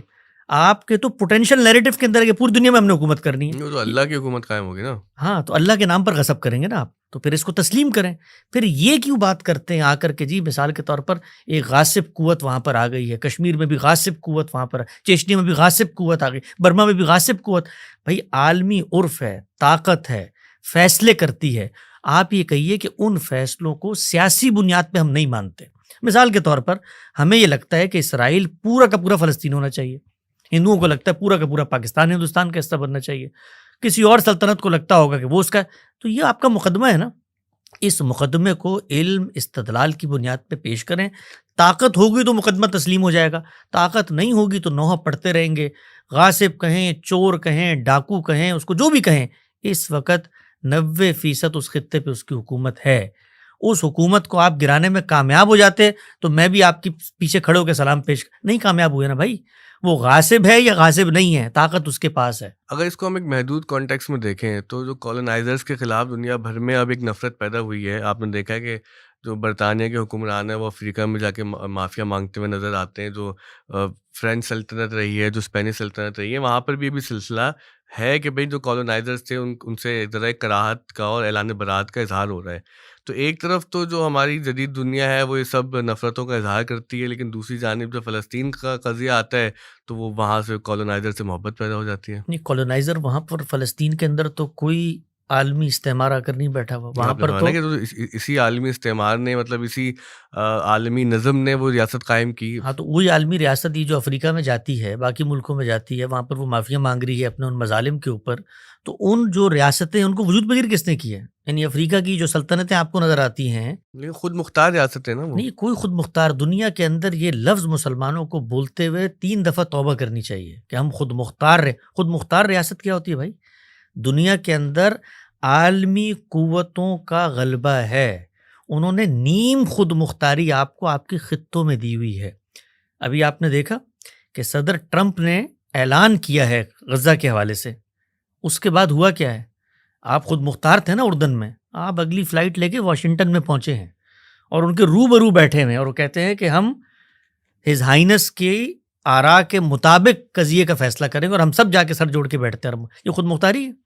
اس کے 4 دن بعد سعودی عرب کے اندر سارے عالم عرب کے حکمران سر جوڑ کے کون سی خود مختاری؟ یہ سعودی عرب نے پہلے تو اسٹیٹمنٹ نکالا تھا، ٹرمپ صاحب کے جو اسٹیٹمنٹ تھا اس کا رد کیا، اس کی مذمت کی، اس کا انکار کیا کہ ہم اس سولوشن کے لیے ریڈی نہیں ہیں. دنیا کے اندر جی پولیٹیکل میدان میں لین دین ہوتی ہے، اسٹیٹمنٹس بھی آتی ہیں. آج امریکہ یہ فیصلہ کر لے مثال کے طور پہ کہ ہم نے یہ کام کرنا ہے، فیصلہ کر لے، اس وقت وہ فیصلے کی پوزیشن میں نہیں پہنچا. وہ بھی یہ دیکھ رہا ہوتا ہے کہ ایک بڑی بات کر کے کتنی نیگوسیشنز ہو سکتی ہیں. ممکن ہے کہ اس کے بعد وہ کہیں کہ جی ہم سب مل کر غزہ کا کنٹرول سنبھال لیتے ہیں. وہ کہے گا اسرائیل اس سے پروٹیکٹ ہو گیا، میرا مقصد پورا ہو گیا. تو یہ جو عالمی سیاست ہوتی ہے اس کے اندر اسی طرح سے بارگیننگ ہو رہی ہوتی ہے. لیکن امریکہ فیصلہ کر لے کہ ہم نے یہ کرنا ہے، اس کے بعد یہ عرب حکمران جو ہیں آپ دیکھیں گے کہ کیسے لمحوں کے اندر ان کا فیصلہ بھی اس کی تائید میں ہو جائے. لیکن ابھی ٹرمپ نے حالیہ دنوں میں یہ کہا کہ بھائی سیٹرڈے تک اگر سارے جو یرغمالی ہے وہ نہیں چھوڑے گئے تو وہ غزہ کو ہم جہنم بنا دیں گے وغیرہ وغیرہ. لیکن حماس نے تو دلیری کا مظاہرہ کیا، انہوں نے نہیں چھوڑے، وہ تو 3 کر کے چھوڑ رہے ہیں، پھر 4 لاشیں چھوڑ دیں. تو ایسا بھی نہیں ہے کہ جو عالمی طاقتیں ہیں کہ وہ بالکل خدا کی طرح تقدیر لکھ رہی ہیں ہماری. اگر کوئی ان کے سامنے کھڑا ہوتا ہے اپنی کمزور قوت کے ساتھ تو وہ کوئی میسج تو دیتا ہی ہے ان کو. نہیں کھڑا نہیں ہوتا بھائی جان، ان کے سامنے بیٹھ کر گفتگو کرتا ہے. دنیا کے اندر اسی طریقے سے نیگوسیشنز ہوتی ہیں، وہ عالمی طاقتیں ہوں یا علاقائی طاقتیں ہوں. نیگوسیشنز کے اندر آپ ڈیمانڈز رکھتے ہیں، وہ ڈیمانڈ دوسری طرف سے کچھ مڈل گراؤنڈ پہ آتی ہے اور آپ اپنا فائدہ حاصل کر لیتے ہیں. تو یہ جو ہے نا کھڑا ہو جانا، بھائی کھڑے کہاں ہوئے پہلے تو یہ بتائیں. وہ یرغمالی چھپانا یہ کوئی چھوٹی بات تو نہیں تھی نا. اب آپ جانتی ہیں کہ ٹیکنالوجی کس قسم کی اسرائیل کے پاس ہے، امریکہ کے پاس ہے، تو وہ ڈھونڈ لیتے ہیں جا کے یرغمالی تو ہم نے بھی ایک ایبٹ آباد میں چھپایا ہوا تھا، یہاں لے گا نا ڈھونڈ کے پکڑ کے. تو اس میں ہماری تو کوئی بہادری اور کامیابی نہیں ہے. یعنی اس کے بعد کہ ہم لوگ بہت دلیر ہو گئے. وہ 12 سال تک وہاں ڈھونڈ رہا تھا افغانستان میں، وہ ہمارے یہاں محلے سے مل گیا. تو اس میں ہماری دلیری اور بہادری کیا ہے؟ منہ چھپاتے ہوئے پھرتے ہیں، ہمیں پتہ ہی نہیں تھا جی کیا ہو گیا. تو یہ جو صورتحال ہے، بھائی آپ نے وہاں سے بندے پکڑ کے آپ لے آئے اپنے پاس، تو طالبان روز اغوا کر کے لے جاتے ہیں، کراچی سے لے جاتے ہیں، کتنے بچوں کو لے جاتے ہیں، تاوان وصول کرتے ہیں. تو اس میں کوئی بہادری ہو جاتی ہے؟ یہ ناکامی ہو جاتی ہے. یعنی یہ جو مسلمانوں کے ہاں وقتی نوعیت کی حماس گاڑیوں میں جھنڈے لگا کے دندناتی ہوئی یرغمالیوں کو پڑھ کے مسلمانوں کے اندر جو جذبہ نکلا بھی خلافت کا دوبارہ سے احیا ہو گیا. بھائی کیا ہوا یار؟ آپ کے 50,000 لوگ مار دیے، آپ کے پاس یرغمالی تھے، ان کے قیدی آپ کے پاس، انہوں نے زندہ آپ سے لینے کی بات کی، کچھ بارگین ہوئی، آپ بندے ان کے پاس. آپ کے پاس کیا ہے اس وقت؟ سوال یہ ہے. آپ کے پاس طاقت تھی ارد گرد کے ممالک میں، ان کی حکومتیں کہاں ہیں؟ قصہ پاری نہ بنتی جا رہی ہے. یعنی یہ لبنان کے اندر دیکھیں کیا ہوا، شام کے اندر دیکھیں کیا ہوا. ایران نے جس کو کہتے ہیں مسلمان طاقت، یہ وہ سارے جو اڑائے تھے ہزاروں میزائل، وہ کہاں گئے ہوا میں؟ وہ تو گرے ہی نہیں پھر. تو یہ جو سب کی سب قصہ سنایا جاتا ہے، کہانیاں سنائی جاتی ہیں. آئرن ڈوم نے روک دیے اور پھر US وغیرہ. تو وہ اگر آئرن ڈوم والے کہیں کہ یہ ابابیل ہے ہمارے، یا آسمان سے جو ہے آتے ہوئی چیزوں کو واپس کر دیتے تو آپ مانیں گے؟ تو دنیا کے اندر بھائی طاقت فیصلہ کن ہوتی ہے. مسلمانوں کو یہ بات کبھی سمجھ میں نہیں آئی، اور جس وقت ان کے ہاتھ میں جو کچھ تھا وہ چلا گیا. یہ تو خدا کا شکر ادا کریں. میں نے آپ کے پروگرام میں آج سے 2 سال پہلے کہا تھا کہ دنیا کی تاریخ میں جب فتح ملتی تھی تو آپ کی ماں، بہن، بیٹیوں کو لونڈی بنایا جاتا تھا، اور اس کے بعد وہ آپ کی باج گزار ہوتی تھی، ان کی تقدیر کا فیصلہ کیا جاتا تھا، اور آپ لوگ غلام بنتے تھے. یہ دنیا کا عرف ہے. یہ کام ہم نے بھی کیا اور ہمارے ساتھ بھی ہوا. خدا کا شکر ادا کریں کہ یہ جو عالمی قوتیں ہیں کم سے کم یہ اتنی مہذب ہو چکی ہیں کہ یہ آپ کو آپ کے ملکوں میں نیند خود مختاری دے دیتی ہیں، اور اس کو ہونے دیتی ہیں کہ آپ ترکی بنا لیں، آپ ملیشیا بنا لیں، اور ہم اس کے مقابلے میں کہاں کھڑے ہیں کہ شوکت کفر کا خاتمہ کرنا ہے. آپ کی اسی بات سے مہذب فاتح والے وہ ترکیب سے ایک بھونچال کھڑا ہو گیا تھا. تقریباً آپ نے وہی بات دہرا دی. لیکن اب سوال تو یہ ہے نا کہ آپ کے سامنے 80,000 مار دیے، 16,000 بچے مار دیے، اور کیسے کیسے مظالم ہوئے، حاملہ خواتین کے ساتھ کیا ہوا، چھوٹے چھوٹے بچوں کے ساتھ کیا ہوا. تو ہم اب یہ تو نہیں کہہ سکتے کہ بھائی چونکہ 2,000 سال پہلے وہ غلامی کا زمانہ تھا اور لونڈیاں بناتے تھے اور غلام بناتے تھے تو ٹھیک ہے وہ بڑا ظلم تھا، اس کے مطابق اس کے جو اگر ہم تناظر میں دیکھیں تو یہ بہت چھوٹا سا ظلم لگ رہا ہے. لیکن ہم تو اپنے عہد کو دیکھیں گے نا. اب ہمارے عہد کے اندر جو اتنا بڑا ظلم ہوا ہے اس کی کوئی مثال نہیں ملتی. تو یہ کیسی تہذیب ہے؟ اچھا یہ ظلم ہے اگر، تو ظلم کی جو بھی تعریف ہے، اگر آپ ظلم کے تصور کو اپنے ذہن میں قبول کرتے ہیں تو ظلم کی ہر تعریف کو اگر آپ کنسسٹنسی کے ساتھ اس کا اطلاق نہیں کرتے تو اس کا مطلب آپ ظلم کے اطلاق میں منافقت سے کام لے رہے ہیں.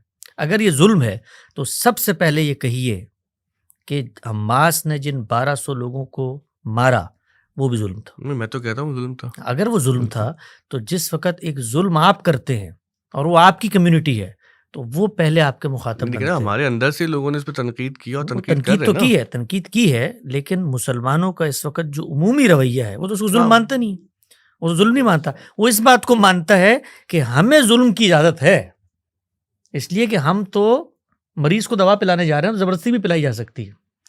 آپ طالبان سے گفتگو کریں، اس وقت نکل جائیں یا گلی میں جا کے ذرا سروے کریں کہ جو طالبان دنیا بھر میں کرتے پھرتے رہے اتنے لمبے عرصے تک، 9/11 کے اندر مثلا 5,500 لوگ بے گناہ مارے گئے، تو کبھی مسلمانوں کی کسی حلقے میں آپ نے افسوس دیکھا؟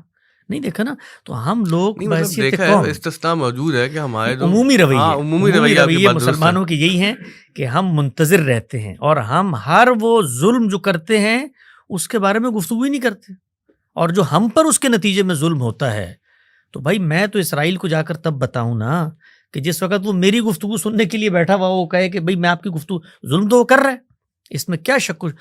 ظلم جب کرنے پہ کوئی آ جاتا ہے تو عقل کا تقاضا یہ ہوتا ہے کہ بدماش سے، غنڈے سے اپنا دامن بچایا جاتا ہے، ظلم کا شکار نہیں ہوا جاتا. اگر وہ اتنا بڑا ظالم تھا یا آج آپ کو پتا چلا وہ ظالم تھا تو ظالم کو چھیڑنے کی کوشش مت کرو نا بھائی، کیونکہ بدمست ظالم کو چھیڑو گے تو وہ یہی کچھ کرے گا جو آپ کے ساتھ کیا. یہی سمجھانے کی کوشش کر رہے ہیں. آپ بھی گفتگو میں شامل ہیں، آپ تو پتہ نہیں کہاں نکل جاتے ہیں. اچھا ایک سوال دیکھیں نا، وہ آپ کی تاثراتی نوعیت کا ہے، وہ علمی بات نہیں ہے، کیونکہ مجھے پتہ ہے کہ علمی بات الگ انداز سے ہوتی ہے. آپ کے بارے میں یہ کہا جاتا ہے کہ اسرائیل کی مذمت نہیں کرتے. ابھی آپ نے ظالم کہا اسرائیل کو، تو اگر آپ کھل کے مذمت کرتے تو یہ الزام بھی آج یہاں سے دھل جائے آپ سے. اصل میں کھل کے جب آپ مذمت کرتے ہیں نا تو پھر لوگ آپ کی وہ جو پہلی بات ہے وہ کبھی نہیں سنتے. وہ کہتے ہیں، وہ اسی کو لیتے ہیں کہ یہ بھی وہی بات کر رہا ہے جو میں اپنے دل میں محسوس کرتا ہوں کہ پوری دنیا ظالم ہے اور یہ مسلمانوں کا خاتمہ چاہتی ہے. تو ہم تو اصل میں ظلم سے بچانا چاہتے ہیں بھائی آپ کو. یعنی غامدی صاحب نے اس کا بڑا اچھا جواب دیا پچھلے دنوں، ہم نے ان سے ایک سیریز کی ہے کہ بھائی آپ امریکہ کی مذمت کیوں نہیں کرتے. تو یہ جو مذمت، نوحہ خوانی، بھائی اگر تو یہ آیتیں جو پڑھی ہیں ابھی کہ بھائی خدا کا کوئی قانون نہیں ہے دفاعی جنگ کے بارے میں اور ہم تو بقا کی جنگ لڑ رہے ہیں، یا ہم تو اپنی عظمت کی جنگ لڑ رہے ہیں، یا مقدس مقامات کو بچانے کی جنگ تو خوشی کی بات ہے اگر شہادتیں ہوتی ہیں، اس کو ظلم مت کہیے. اس پہ خوش ہوئیے کہ اللہ تعالیٰ نے، کیونکہ اللہ کی رستے میں جب جنگ لڑی جاتی ہے تو اللہ تعالیٰ یہ کہتے ہیں کہ اس میں جو لوگ رخصت ہو جاتے ہیں ہم ان کو منتخب کرتے ہیں. اچھا بعض لوگ تو خوش ہو بھی رہے ہیں، مطلب میں تو سمجھ سے باہر ہو جاتا ہے کہ یار بچوں کی شہادت بھی کہتے ہوئے تھوڑا سا عجیب لگتا ہے کہ بچہ تو بس معصوم ہوتا ہے، وہ اللہ تعالیٰ کی محبوب مخلوق ہے، ان کے مرنے پر اس طرح کے باتیں کرنا کہ جی ہم نے تو بڑی فتح کر لی اور ہم نے اپنے کاز کے لیے دیکھیں کتنی عظیم قربانی دے دی. ہاں لیکن وہ جو عظیم قربانی ہے، اس عظیم قربانی کا حاصل اصول کیا ہوا بھائی؟ سوال یہ ہے. یعنی اس عظیم قربانی کے نتیجے میں اگر تو اسرائیل کو شکست ہوتی تو میں بھی اس عظیم قربانی پہ خوش ہو رہا ہوتا نا. نہیں ہوئی نا شکست. لیکن کیا یہ جنگ جو ہے یہ نتیجہ ڈیپینڈنٹ ہوتی ہے کہ بھائی اگر ہم جیت گئے تو ٹھیک تھے، ہار گئے تو غلط ہے؟ تو اور کیا ہوتی ہے؟ یعنی جنگ کرتے کیوں ہیں آپ؟ جنگ ہوگی ظلم اور عدوان کے خلاف، تو اگر ظلم و عدوان کا خاتمہ نہیں ہو رہا تو جنگ میں نے کوئی گیم کھیلنے کے لیے کی ہے؟ اب دیکھیں ایک بہت آبویس سوال کروں گا، یہ بہت سینسیٹیو سوال ہے، اب ظاہر ہے کہ ہم اس کو ذرا احتیاط سے جواب دے دے گا، بہت بڑے مسئلے بن جاتے ہیں. یہاں پر جب یہ بحث یہاں پہنچتی نا تو وہ پھر تذکرہ لازمی آتا ہے کربلا کا، حضرت امام حسین علیہ السلام کا، کہ بھائی کہ جی انہوں نے بھی تو پیش رفت کی اور وغیرہ وغیرہ. اس میں کیونکہ بحث ہے کہ وہ بھی جنگ نہیں کرنا چاہ رہے تھے، ان پہ مسلط ہوئی، کیا شرائط رکھی. تو یہ جب سوال یہاں پر آتا ہے آپ کے سامنے تو پھر آپ اس کا کیا جواب دیتے کہ بھائی وہ بھی تو نکلے ہی تھے نا؟ جس طرح میں دین پر عمل درآمد کرنے کا پابند ہوں، اسی طریقے سے صحابہ کرام بھی عمل درآمد کرنے کے پابند تھے، اسی طرح سے پیغمبر بھی اس پر عمل درآمد کرنے کا پابند تھا. دین نے ہمیں بتا دیا ہے کہ آپ ظلم اور عدوان کے خلاف اقدام کریں گے. اقدام کرنے کے کچھ حدود و شرائط طے کر دیے گئے ہیں. مثال کے طور پہ آپ کے سامنے ایک نظم اجتماعی ہے اور وہ استبدادی ہے، اور استبدادی ہونے کے بعد وہ کفر بواہ کا ارتکاب بھی کر رہا ہے، آپ کو جواز مل جاتا ہے. جواز ملنے کے بعد کچھ چیزیں دین نے طے کر دی ہیں. آپ اس چیز کا جائزہ لیتے ہیں کہ طاقت ہے، قدرت ہے، صلاحیت ہے، یہ طے کرتے ہیں کہ آپ کا ایک پیرلل نظم قائم ہو، کیونکہ آپ اقدام کر ہی نہیں سکتے. آپ کبھی پڑھیں 1857 میں جو جنگ آزادی جس کو آج آپ کہتے ہیں، اور کتنا گلوریفائی کرتے ہیں آپ دیکھیں، مسلمانوں نے لاکھوں کی تعداد میں قربانیاں دی. اسباب ہاں بغاوت ہند. اسباب. ذرا دلی کے سر سعید کی کتاب. ہاں، دلی کے اس منظرنامے کو دیکھیں کہ جب باغیوں نے 1.5-2 سال چلی ہے یہ جو انگریزوں کے خلاف ہم نے یہاں بغاوت کی تھی، تو دلی کے اندر جو باغی تھے، اگر یہ نظم حکومت ایک ڈمی ایک شیڈو گورنمنٹ نہ بنے تو ہوتا کیا ہے؟ خود مسلمانوں کی جان مال آبرو کے ساتھ کیا ہوا دلی میں. اس لیے کہ جب آپ اسلحہ کسی کو دے دیتے ہیں نا، اور اس کی کوئی تنظیم نہیں ہوتی، اس کے پیچھے کوئی اتھارٹی نہیں ہوتی، تو وہ خود اپنی راہیں تلاش کرتا ہے. آپس میں ان گروہوں نے خود ایک دوسرے کی گردنیں ماری. دلی کے اندر کچھ تو خون کا بازار گرم ہوا، مسلمانوں کی املاک لوٹی گئی. کون لوگ تھے؟ وہی مجاہدین تھے جو انگریزوں سے لڑ رہے تھے. تو شرائط ہیں کچھ دین نے طے کی ہیں. آپ کو ایک پیرلل گورنمنٹ بنانی ہے جس کا ایک امیر ہوگا، اس کی اطاعت کی جائے گی، آپ سرحدوں پہ جائیں گے اور جانے کے بعد آپ اقدام کریں گے. تو مثال کے طور پہ سیدنا حسین کو اگر یہ محسوس ہوتا تھا کہ جو حکومت وقت ہے وہ استبدادی ہے اور وہ کھلے کفر کا ارتکاب کر رہی ہے، تو اس صورت میں ان کو یہ دینی جواز مل جاتا ہے کہ وہ سرحدوں پہ جائیں، ایک پیرلل حکومت تشکیل دیں اور اس کے بعد اپنی صلاحیت کا جائزہ لیتے ہوئے اقدام کر دیں. اور پھر اقدام کے بارے میں جو بھی معاملہ ہوگا وہ دیکھا جائے گا وقت کے ساتھ. لیکن ہم نے یہ دیکھا کہ جو کچھ انہوں نے کیا ہے یہ اس سطح کی کوئی بغاوت نہیں تھی، یہ اس سطح کا کوئی اقدام نہیں تھا. ان کو ایک علاقے کے لوگوں نے اپنی حمایت کا یقین دلایا ہے. وہ اس علاقے میں جا کر جائزہ لینا چاہتے تھے، اس سے زیادہ کچھ نہیں کرنا چاہتے تھے. جب وہ گئے ہیں، جو وقت کی حکومت ہے وہ تو اس جائزے کو بھی بغاوت پہ معمول کرے گی. اس نے وہی استبدادی رویہ اپنایا جو استبداد اپناتا ہے. لیکن اس موقع پر کیا ہوا؟ ان کا جو مکالمہ تاریخ کے اندر نقل ہوتا ہے کہ انہوں نے یہ کہا کہ میں تو اعلی کلمت اللہ کا جہاد کرنے جا رہا ہوں. جو 3 آپشن سامنے آئے ہیں وہ تو تاریخ کے دریچوں میں موجود ہے نا.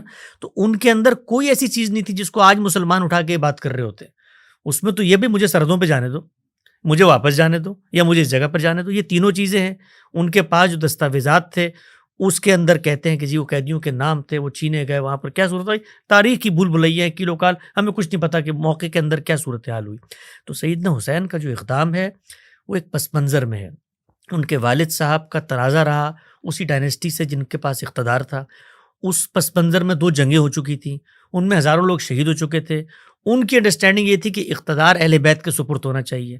اس پس منظر میں وہ وہاں سے نکلے ہیں اور اس کے کچھ المناک نتائج جو سامنے آ گئے. اچھا شکری صاحب سوال تو کرنے تھے آپ سے، ایک جواب ہی لے لوں میں. شکری صاحب کو موقع دیں گے تو سوال کریں گے. موقع نہیں، میں نے کہا بات پوری ہو. نہیں ویسے جب ان کو موقع لینا ہو تو پھر لازمی کرتے تھے. پچھلے ایک پوڈ کاسٹ میں انہوں نے جو کرنا تھا وہ کر دیا. لیکن اس پہ معاہدے کی خلاف ورزی والی بھی جو بات کی جاتی ہے نا، تو ایک جواب آپ بھی دے دیں یار. مطلب ایسی تبرکن جواب دے دیں کہ امام حسین علیہ السلام کے بارے میں کہا جاتا ہے نا کہ وہ معاہدے کی خلاف ورزی جو تھی کہ یزید کی تخت نشینی نہیں ہوگی، معاہدہ تھا نا امام حسن سے، تو اس کے بارے میں کچھ فرما دیں ہم. تو کیا موقف ہے ان کا؟ موقف بیان کر دیں، اپنا نہ کریں. دوسروں کا موقف بڑا اچھا بیان کرتے ہیں، اپنا نہیں کرتے. ہمارا تو اس میں کوئی اس حوالے جو بھی موقف ہے وہ بیان کرتے ہیں. امام علی مقام امام حسین علیہ الصلوۃ والسلام کے اقدام سے متعلق تو کئی تعبیرات ہیں نا. خود شیعوں میں اس کی 8 سے 10 تعبیرات ہے کہ کیوں امام نے قدم اٹھایا، کیونکہ ہر تعبیر کے اوپر اعتراضات ہے. اور اہل سنت کے ہاں بھی 2 سے زائد تعبیرات ہے کہ امام کا یہ قدم کیا تھا. ایک تو وہ جو حسین علیہ صاحب نے بیان فرمایا، اور ایک دوسرا جو آپ بتا رہے معاہدہ والا، اور تیسرا اس کے اوپر مطلب کچھ لوگوں نے جو اسلامی حکومت وغیرہ کے جو جدوجہد کرنے والے وہ سب اسی کو لیتے. اور اس پہ غامدی صاحب نے وہ برہان میں ڈاکٹر اسرار صاحب کی نقد میں بڑا اچھا تفصیل سے اس کو بیان کیا ہے ان کا جو موقف ہے. تو اس طرح امام حسین کا تو اقدام کا کوئی نہیں. جب بھی یہ بحث حماس والی ہماری جب دلائل کے اختتام پہ پہنچتی نا، تو میرا تجربہ یہی ہے کہ وہ یہیں پہ بات آتی ہے. ہاں لیکن اس میں جو اصل سوال ہے وہ یہ کہ ذرا پوچھا جائے نا کہ وہ معاہدے کی کاپی کہاں ہے جس کو بنیاد بنا کر ایک پوری کی پوری عمارت تعمیر کی کاپی کہاں ہے اس کی؟ نہیں، وہ امام حسن علیہ السلام سے جو امیر معاویہ کا ہوا تھا وہ تو سب ہوا تھا. اس کی کوئی تاریخ کا مسلمہ دستاویزی ثبوت ہے جس کے اندر یہ شرط طے کی گئی ہو کہ اس وقت مثال کے طور پر ہم کمپرومائز کرتے ہیں، ہمارے والد صاحب کی جو خلافت تھی اس کا خاتمہ ہو گیا ہے، آپ لوگ اس جگہ پر آگے ہیں، اب آپ کا اقتدار آپ کی زندگی تک ہے، اس کے بعد یہ اقتدار ہمارے سپرد کر دیں. میرے لحاظ سے اگر سیدنا امیر معاویہ یہ معاہدہ کرتے یہ خود خلاف اسلام ہوتا. ان کو یہ حق ہی نہیں تھا کہ وہ اپنے بعد کسی کو اقتدار سپرد کرنے کا معاہدہ کر لے. معاہدہ یہ نہیں تھا کہ ان کے جو ہے نہیں, وہ معاہدہ پایا کہاں جاتا ہے؟ اس میں معاہدے میں یہ نہیں تھا کہ وہ اس کے بعد اپنے بیٹے یا کسی کو نہیں بنائے, اپنے بیٹے میں سے میں تو دیکھیے معاہدہ تو یہ تھا نا. سوال سب سے پہلا سوال ہے, دیکھیے جس وقت ہم کسی چیز کو بنا استدلال بناتے ہیں, اس بنا استدلال کو میرے اور آپ کے درمیان مشترک پوائنٹ آف ریفرنس بننا چاہیے. سب سے پہلے تو وہ معاہدہ ذرا لے کر آئیں, اس کو میں اس معاہدے کو دیکھوں گا, وہ کہیں لکھا ہوا موجود ہو, اس پر دونوں کے دستخط ہوں, اس کے حدود و شرائط متعین ہوں, اس کی تفصیلات پر تو بعد میں بات ہوگی نا. وہ ہے پایا کہاں جاتا ہے بھائی؟ ہے نا معاہدہ تمام تاریخ کی کتابوں نہیں, وہ تاریخ کی کتابوں میں جو معاہدہ موجود ہے اس کے 10 کیلو کال ہیں, ان پر 10 باتیں ہیں. وہ تو تاریخ کی ہر چیز پہ. اس کا مطلب یہ, اس کا مطلب یہ نہیں, پھر اس کا مطلب مثلا کیا کیلو کال, مثلا یہ جو بات ہے, یہ جو بات ہے صلح حسن کی جو بات ہے, اس کے اندر یہ نقطہ کہ اقتدار آگے بیٹے کے پاس نہیں جائے گا اور آپ کے حوالے کیا جائے گا, یہ کوئی آپ کے حوالے جو طریقہ تھا اس دور میں شورا کے ذریعے یہ نظم اجتماعی کا فیصلہ ہوگا, یہ کوئی مسلمہ اسٹیبلش حقیقت ہی نہیں ہے. آپ اس پر, میں طالب علم کے طور پہ جب میں نے اس پر غامدی صاحب سے گفتگویں کی, سیریز کی, میں نے خود بطور طالب علم کے معاہدہ ڈھونڈنے کی کوشش کی کہ بھائی کوئی متفق علیہ معاہدہ ہے ہمارے پاس جس کی بنیاد آج کے دور میں, مثال کے طور پہ میثاق جمہوریت ہوا ہے, بھائی لکھا ہوا دستاویز موجود ہے, اس کی کوئی 2 انٹرپریٹیشن نہیں ہو سکتی. یہ جو معاہدہ ہے جس کی بنیاد پہ یہ معاہدہ پایا کہاں جاتا ہے, اس کی کوئی مسلم, کیونکہ معاہدے کے بارے میں یہ نہیں ہو سکتا کہ آپ کے پاس دوسرا معاہدہ میرے پاس دوسرا معاہدہ, اس کا مطلب وہ تو تاریخ کی کیلو کال میں گم ہو گیا نا. معاہدے کو مسلمہ تاریخی دستاویز بننا چاہیے. وہ دستاویز کہیں پائی جاتی ہے, وہ کہاں ہے دستاویز جس پر معاہدہ ہوا تھا, وہ نہیں پائی جاتی. اس پر تعبیرات ہیں, اس پر لوگوں کی انڈرسٹینڈنگز ہیں کہ یہ ہونا چاہیے تھا, یہ نہیں ہونا چاہیے تھا. تو اس طرح کی جو چیزیں, میں تو اس کو مان لوں ایک سیکنڈ کے لیے, میں تو اس امکان کو بھی اگر مان لوں کہ اس معاہدے میں لکھا ہوا تھا کہ جی اس وقت ہم کریں گے اور ہمارے بات کوئی نہیں کرے گا, تو ہر دنیا کا جو معاہدہ ہوتا ہے, اب یہ کہیں گے کہ ہمارے دل میں اتنی زیادہ ان کی محبت جاگ گئی ہے کہ اس کی بھی تعبیر, لیکن حقیقت یہی ہے دنیا میں جب بھی آپ کو معاہدہ سیدھا ناسبیت کہنا امیر شام کے بڑے اس کے لیے ایک لفظ ہے ناسبی, دنیا کا وہ سخت اس لیے نہیں بولا. دیکھیے دنیا میں جب بھی کوئی معاہدہ کیا جاتا ہے نا, اس میں 2 چیزیں دیکھی جاتی ہیں, ورنہ وہ معاہدہ نل اینڈ وائٹ ہو جاتا ہے. یہ بتایا نا کہ معاہدہ کوئی ریٹن ہے, یہ وربل معاہدہ تھا, یہ کیا تھا؟ شیان معاویہ والے کو بالکل ہی انکار کرے تو اب کیا کیا جائے؟ نہیں, آپ ریٹن دستاویز ان سے مانگ رہے جن کی پوری روایت سینہ بسینہ کھڑی ہوئی. نہیں, یہ تو مشترکہ ہے. باقی حسن صاحب نے اس پہ زیادہ تحقیق کی ہوئی, تو وہ کہہ رہے کہ اس طرح چلیں ہم دیکھنے والوں کے بھی سوال چھوڑ کے جاتے ہیں کہ معاہدہ ضرور, لیکن میں صرف اس کو بنیاد نہیں بنائے نا. میں نے اسی لیے پہلے کہا کہ کئی تعبیرات ہیں. اب صرف معاہدہ چلو تھا سب کچھ, پھر بھی امام حسین اگر اس تصور سے لیتے کہ وہ اسلامی حکومت پٹری سے ہٹ گئی تھی اور آپ اس کو قائم کرنے, جو ہم فقہ کے ابواب میں خروج علی الحاکم کے بحث, تو اس میں بھی پھر بڑے مسائل ہو جاتے ہیں.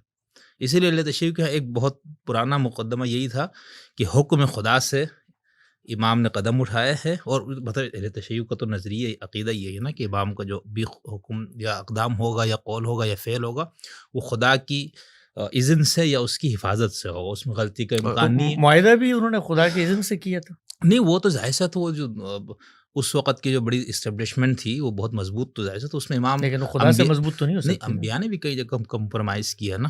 انبیاء نے, حضور نے 13 سال مکے میں بالکل عدم تشدد کی پالیسی رکھی, اور مدینے میں جاتے ہی پھر طاقت کا وہ سارا. تو خیر اس طرح نہیں. صحیح ہے, ہم نے بھی سیف کیا. اچھا, اہل سنت کا کیا مقدمہ ہے اس پہ؟ اہل سنت کا ایک تو مشہور یہی ہے کہ چونکہ یزید فاسق تھا, اور بریلویوں میں کچھ علماء نے یزید کو کافر کہا تھا, کیونکہ اہل سنت کی ہم مسئلہ یہ نا کہ فاسق کے خلاف اقدام ہے یا نہیں, تو اس لیے ان کو اس کے اوپر علامہ غلام رسول سعیدی رحمۃ اللہ علیہ نے صحیح مسلم میں کہ بہت اچھی بحث کی ہوئی ہے کہ بھئی یہ کفر ثابت کرنے کی ضرورت نہیں ہے. حنفیہ کا پرانا موقف یہی تھا کہ ظالم کے خلاف بھی خروج کیا جا سکتا, تو وہ اس میں.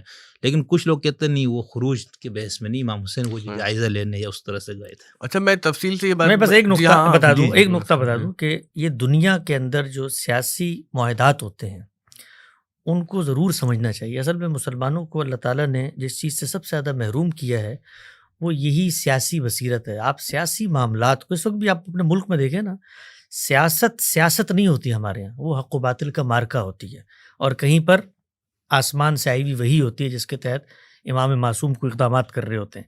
سیاست ہوتی ہے. سیاست میں معاہدات بھی ہوتے ہیں, لین دین بھی ہوتی ہے, بارگین بھی ہوتی ہے.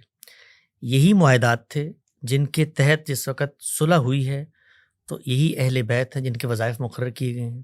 5 ملین درہم دینار ان کو ملتے تھے اسی فاسق ظالم حکمران سے جس کے بارے میں آپ آج باتیں کرتے ہیں. وہ لیتے ہوئے تو ظاہری بات ہے وہ نہیں, وہ ظالم نے ان کا پورا حق اقتدار ہی غصب کیا. تو اب اگر ادھر سے کچھ ملتا تھا تو ان کو اپنا حق مل رہا تھا نا, مطلب حق سے بہت کم مل رہا اگر یہ مان بھی لیا اچھا جائے.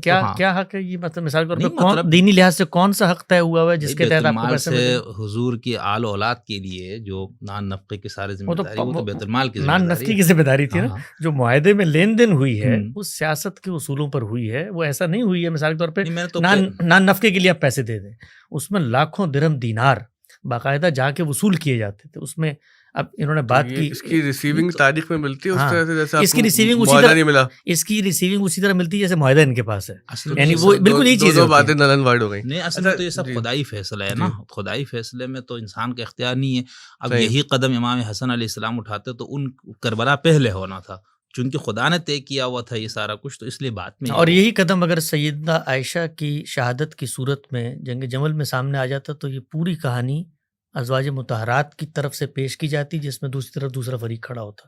اقدام تو ہوا تھا, 12-15 ہزار لوگ تو مر گئے تھے, سیدہ محفوظ رہیں, لیکن اگر ان کے ساتھ ہی ہو جاتا, جنگ تو ہوئی نا بھائی, نبی صلی اللہ علیہ وسلم کی زوجہ محترمہ کے ساتھ جنگ کا معاملہ تو ہوا, تو تیر اگر ان کے سینے میں لگ جاتا, امکانات تو موجود تھے, تو آج ہم دوسری تعبیرات کر رہے ہوتے.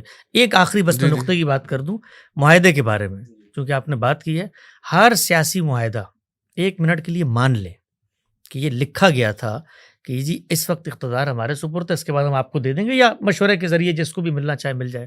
ہر سیاسی معاہدہ وہ حالات اور واقعات کا پابند ہوتا ہے. ہمارے یہاں تو یہاں پر ایک تعبیر مذاق بن گئی کہ وعدے قرآن و حدیث نہیں ہوتے. ہمارے صدر صاحب نے کہا تھا, آصف علی زرداری صاحب نے کہا تھا, مرد حر آصف علی زرداری صلی اللہ تعالی, یہ انہوں نے ایک بات کی تھی. یہ بات اگر آپ علل اطلاق کہیں, اپنی ساری پچھلی باتوں, میرے مرشد سیاسی مرشد, میں ایک بات کہنا چاہتا ہوں. یہ بات اگر آپ علل اطلاق کہیں تو بظاہر لگتا ہے کہ یہ تو ایک شخص ایفائے عہد کے بنیادی اخلاقی تصور کی نفی کر رہا ہے. لیکن شاید آپ لوگوں کے لیے بات تھوڑی سی بھاری ہو, لیکن ہر دفعہ آپ کے پوڈ کاسٹ میں 1-2 بھاری باتیں کر کے میں چلا جاتا ہوں, پھر 2-3 سال بھگتتا رہتا ہوں. وہ یہ ہے کہ یہ بات اپنی حقیقت میں یا اپنے وزڈم میں ایک وزن اور ایک جگہ رکھتی ہے.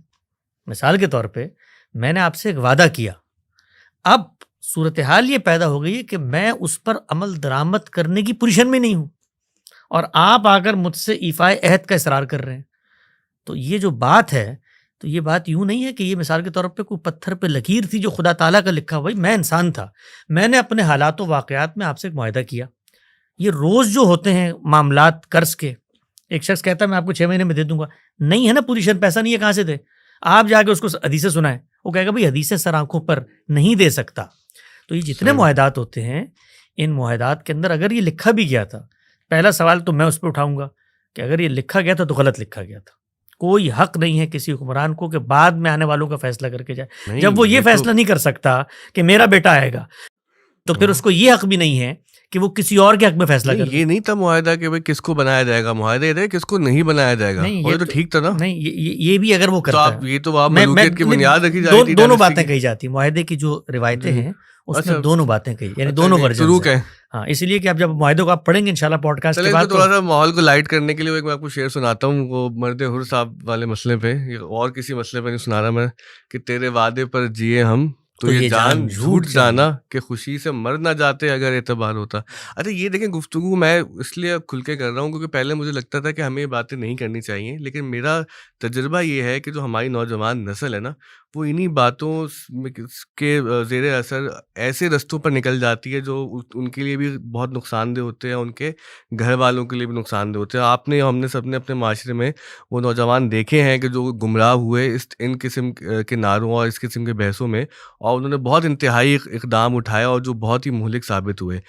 سوال جو میں کرنا چاہ رہا ہوں وہ جہاد کے متعلق ہے آپ سے نا، کیونکہ یہ ساری بحث کہیں نہ کہیں اس جہاد والے مسئلے سے جڑی ہے. آپ لوگوں کے فکر پر اگین ایک یہ چارج ہے کہ بھئی آپ لوگوں نے جہاد کو تقریباً معطل ہی کر دیا ہے اور بالکل لوگوں کو ایسا سبق سکھا ہم تو دیا کر ہے رہے ہیں، مولویوں کے خلاف روزانہ جہاد کرتے ہیں ہماری تو پوری فکر ہی جہاد ہے. ہم نے تو جہاد کو ترک کیا، ہم تو ہر وقت جہاد میں، بلکہ ہمارے تو دفاعی جہاد ہے، ہمارے تو لوگوں کو پکڑ کے تو ہمارے تو جہاد پہلے دن سے جاری ہے. ہمارے تو اکابرین کو ہم نے تو وہ بنیادیں رکھ دی ہیں کہ مخاصمت کی، کہ اب ہمارے ساتھ تو ہر وقت جہاد ہوتا رہے گا. ہمارے تو اکابرین نے ہجرت کی ہے اس جہاد کی وجہ سے، شہادتوں کے نذرانے پیش کی، تو جہاد ہم نے ترک نہیں کیا. نہیں وہ شہادتوں والی معاملے واقع تو بالکل سیریس مسئلہ ہے، لیکن یہ کہ وہ آپ کی ہجرت پر بھی لوگ سوال اٹھاتے ہیں کہ وہ رجانا نہیں وہ کیا ہے، عربی کا مقولہ ہے کلو شیء یرجو الی اصلہ، کہ یہ تو اردو کا بھی ہے، پہنچی وہیں پہ خاک جہاں کا خمیر تھا، پنجابی میں بھی وہ تو آپ پہ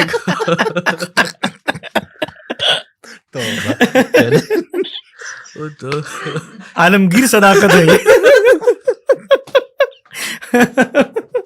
انسانیت کا مشترک حافظہ ہے یہ. نہیں وہ تو پھر ایک بہت بڑا چارج ہو گیا نا کہ بھائی کہ یہ لوگ تھے ہی مغرب پسند.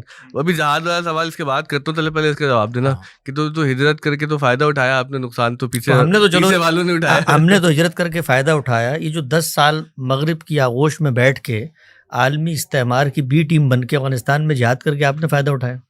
اس وقت مغرب مشرق کی قید نہیں تھی، اس وقت تو حدیثیں سنائی جاتی تھی کہ اللہ تعالیٰ تو فاسق سے بھی دین کا کام لے لیتا ہے. تو بھائی بات یہ ہے کہ وہ مغرب جس وقت آپ کے پاس آ جائے تو اس وقت تو وہ مغرب کی ذرا دیکھیں، وہ یوٹیوب پہ ویڈیوز موجود ہیں.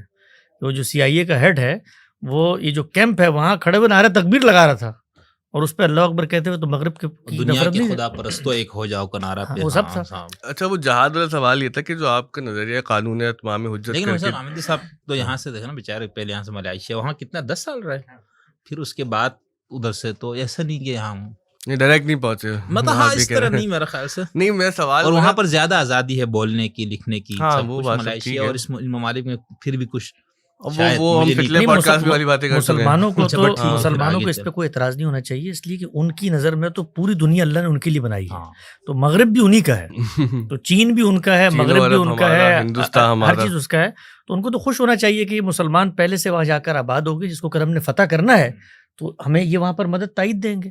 تو آپ تو وہاں جا کے خود مہذب فاتح بن گئے نا، وہ تو فتح تو مسلمانوں نے کیا نہیں ہے. جب آپ فتح کر لیں گے میں آپ کے بارے میں کہوں گا آپ مہذب فاتح. اچھا میں سنجیدہ سوال کی طرف پہنچنے کی کوشش کر رہا ہوں کہ جو قانون اتمام حجت والا نظریہ ہے اور جو جہاد کا معاملہ وہ ہے کیا، وہ اس لیے بتا دیں کیونکہ دیکھیں لوگوں کا عقیدہ رکھنے کا اپنا حق ہے اور ہمیں خوشی ہوتی ہے کہ لوگ اپنے معاملات کے ساتھ جئیں، لیکن افسوس وہاں پر ہوتے ہیں کہ جب ان بحثوں کے نتیجے میں ہمارے بیچارے نوجوان کوئی ایسا راستہ اپنا لیتے ہیں کہ جو ملک کے لیے بھی نقصان دہ ہوتا ہے اور معاشرے کے لیے بھی نقصان دہ ہوتا ہے، گھروں کے لیے بھی نقصان دہ ہوتا ہے.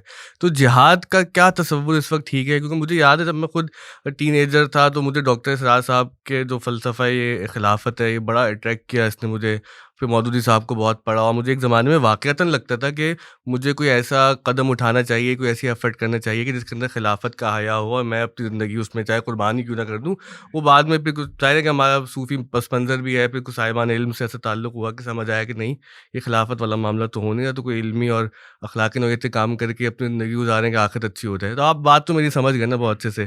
تو یہ نوجوان کیا کریں کہ جب وہ ان کو آیتیں ہم پڑھ کے سناتے ہیں جس کے اندر جہاد کی ترغیب بھی ہے، احادیث بھی سناتے ہیں اور پھر جذبہ بھی بہت زیادہ ہوتا ہے، اور پھر جب آپ کی طرف دیکھتے تو وہاں معلوم ہوتا ہے کہ وہ تو جی رسول اللہ جہاد صلی اللہ علیہ وسلم جہاد کر کے چلے گئے، قانون اتمام حجت آ چکا ہے، آپ کو صرف ظلم کے خلاف جہاد کرنا ہے، ظلم کے خلاف حماس نکلتی ہے تو آپ کہتے ہیں یہ بھی خلاف دین ہے. نہیں خلاف دین نہیں ہے، حماس نکلے یا طالبان نکلیں یا حکومت پاکستان آج جہاد کا فیصلہ کرے، ظلم کے خلاف قیامت تک جہاد کی اجازت اللہ تعالیٰ نے دی ہے. وہ جہاد کی اجازت ملنے کے بعد کہ آپ پر جہاد کرنا لازم ہو گیا ہے یا لازم نہیں ہوا، یہ فرق ہے جس کو لوگوں کو سمجھنا چاہیے. یعنی یہ پوری کی پوری بحث اس دائرے کی ہے ہی نہیں کہ آپ کے پاس اس اقدام کا استقرار حق ہے یا نہیں. ابھی ہے نا استقرار حق، آپ نکلیں. اس وقت جو بڑا ظالم آپ کو نظر نہیں آتا وہ آپ کے پڑوس میں بیٹھا ہوا ہے، سی پیک. وہ وہاں پر مسلمانوں کے ساتھ جو معاملات کرتے ہیں اس کے لیے تو آواز بھی نہیں نکلتی. انہی ملکوں میں بیٹھ کے کچھ نہیں ہوتا. سوال یہ نہیں ہے، سوال یہ ہے کہ آپ یہ کام کرنے کی پوزیشن میں ہے یا نہیں ہے، یہ ساری بحث ہے.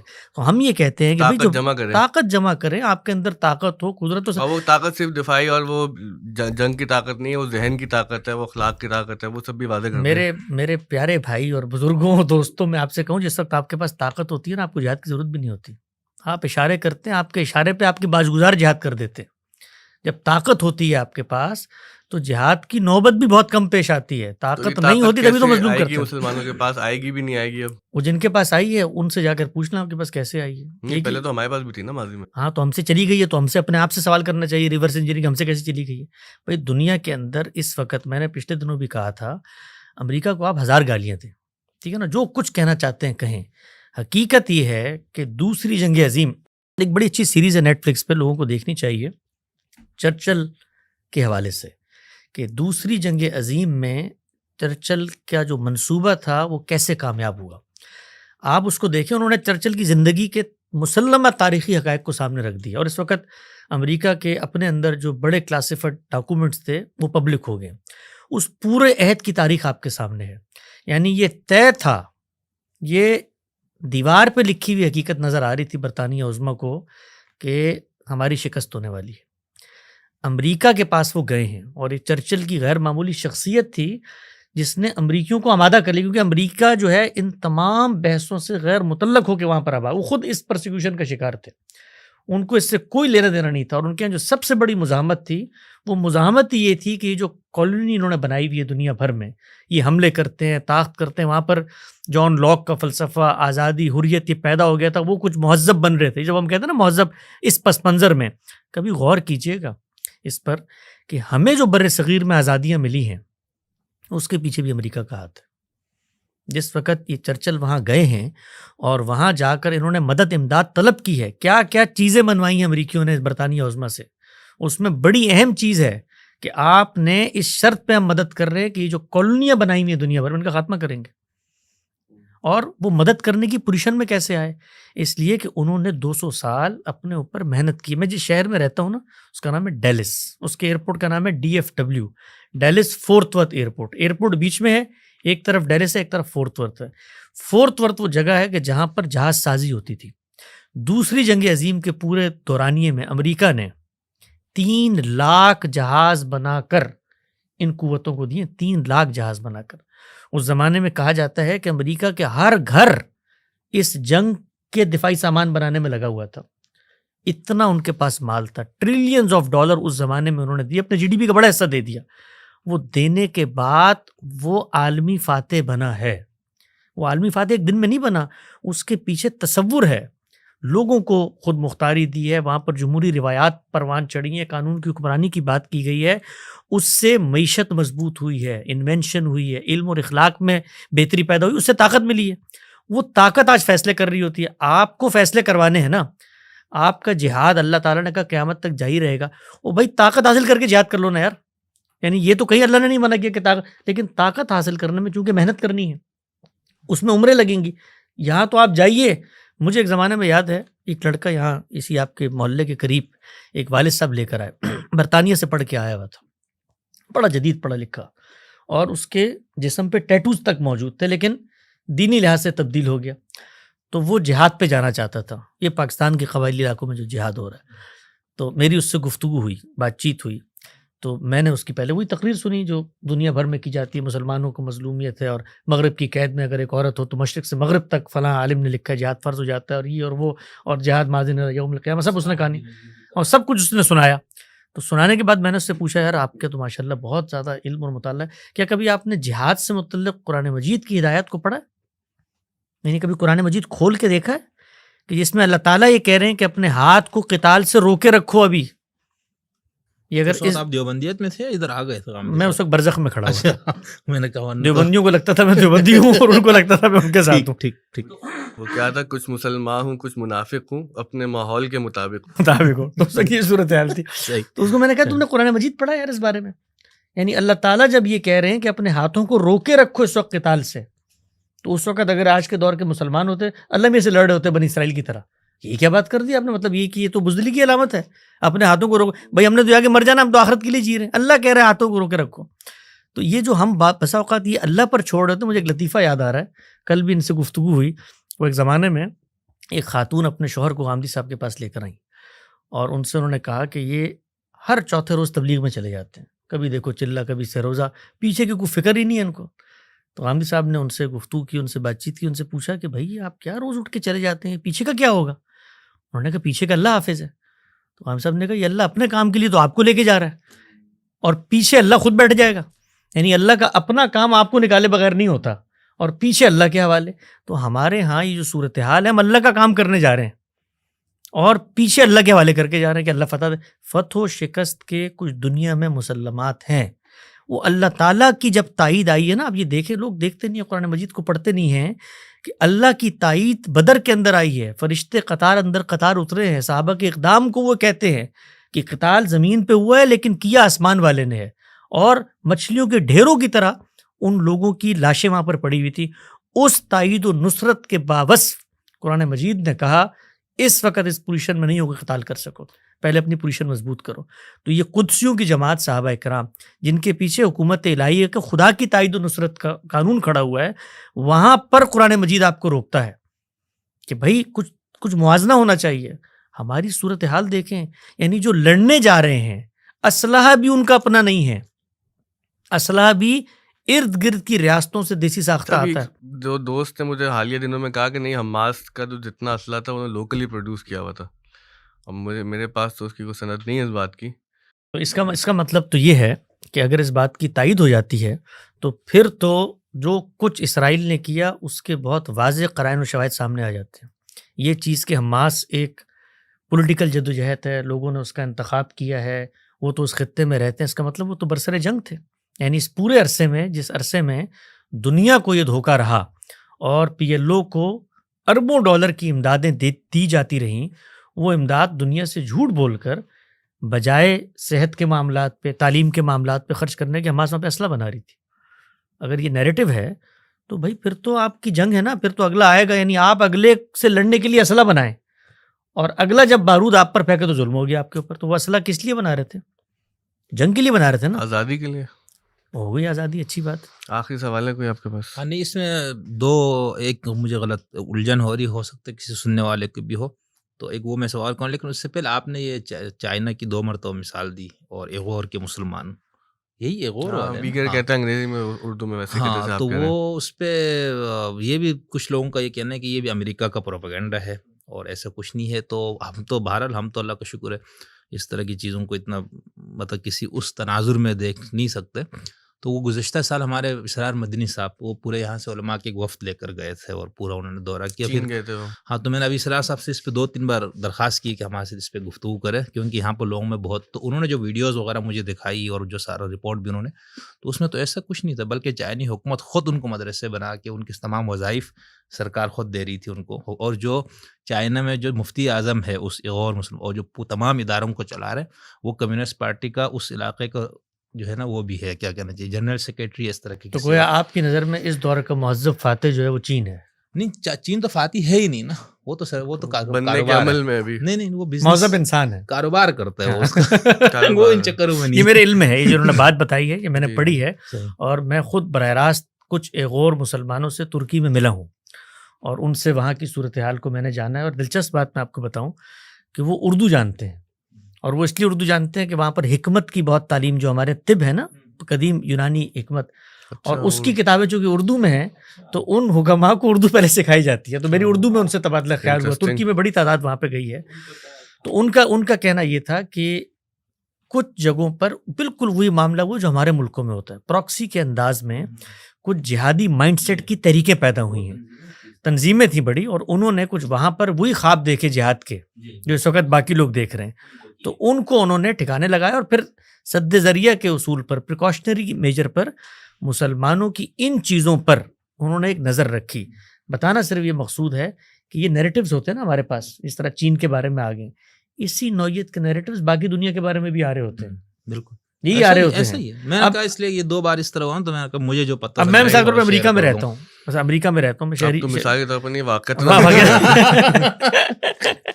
تو اب وہاں پر جو فیصلے ریاست کرتی ہے وہ میرے کو اس سے سرے سے کوئی لینا دینا ہی نہیں ہے. موجودہ دور کے اندر جو ووٹر ہوتا ہے وہ ایک عمومی نتیجے کو دیکھ کر ووٹ دے رہا ہوتا ہے، اور اس میں اصل چیز معیشت ہوتی ہے.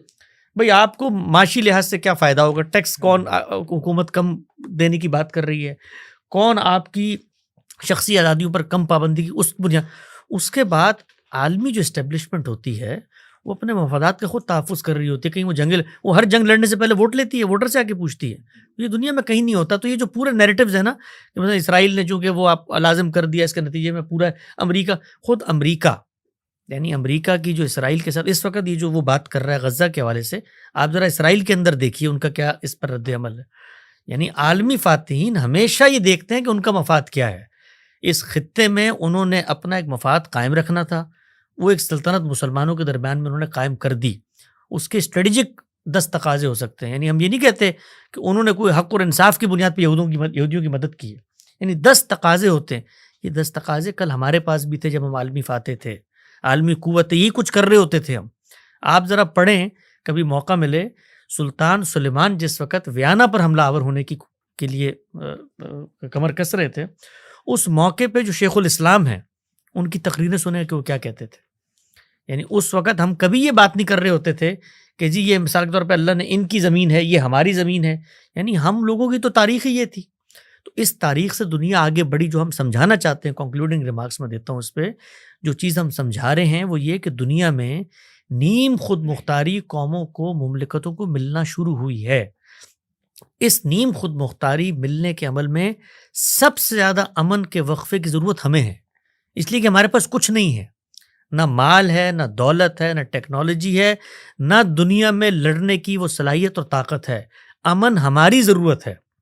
اگر ہم امن کو نہیں خریدتے تو جو ہمارے سامنے قوتیں کھڑی ہوئی ہیں وہ ہمیں تخت و تاراج کر کے آگے گزر جائیں گی.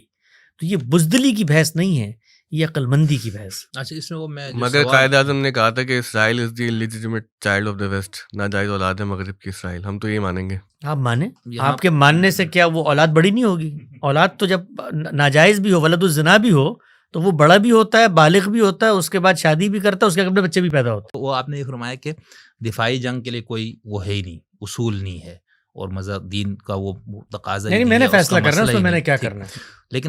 لیکن ہم جو چیزیں کچھ پڑھتے ہیں نا کہ جنگ حضور کی طرف سے درختوں کو نہیں کاٹنا، راہبوں کو نہیں مارنا، عورتوں کو نہیں، بچوں کو، تو یہ بھی دفاعی جنگ کے نہیں، یہ احکام. تو ان کو کہا گیا نا کہ جو مثال کے طور پہ آپ پہ حملہ آور ہو رہے ہیں. جیسے آپ میرے اوپر کسی ملک میں، ایک ملک کا وہ ہوں اور مجھ پہ کسی نے حملہ کیا، اب میں جوابی حملے میں جیسا میں جواب دوں گا، دفاع، ان چیزوں کی احتیاط یعنی دفاعی کے لیے نہیں ہے. وہ تو مسلمہ چیزیں ہیں. صحیح. وہ تو مسلمات میں سے ہے کہ بھئی بدیہات میں آپ سے وہ تو اصل میں جس وقت دفاع اقدام میں تبدیل ہوتا ہے صحیح، تو اس وقت پھر وہ تمام حدود و شرائط آ جاتی ہے. یعنی دفاعی جہاد جس کو ہم کہتے ہیں، 2 طرح کے ہوتے ہیں نا دفاعی جہاد.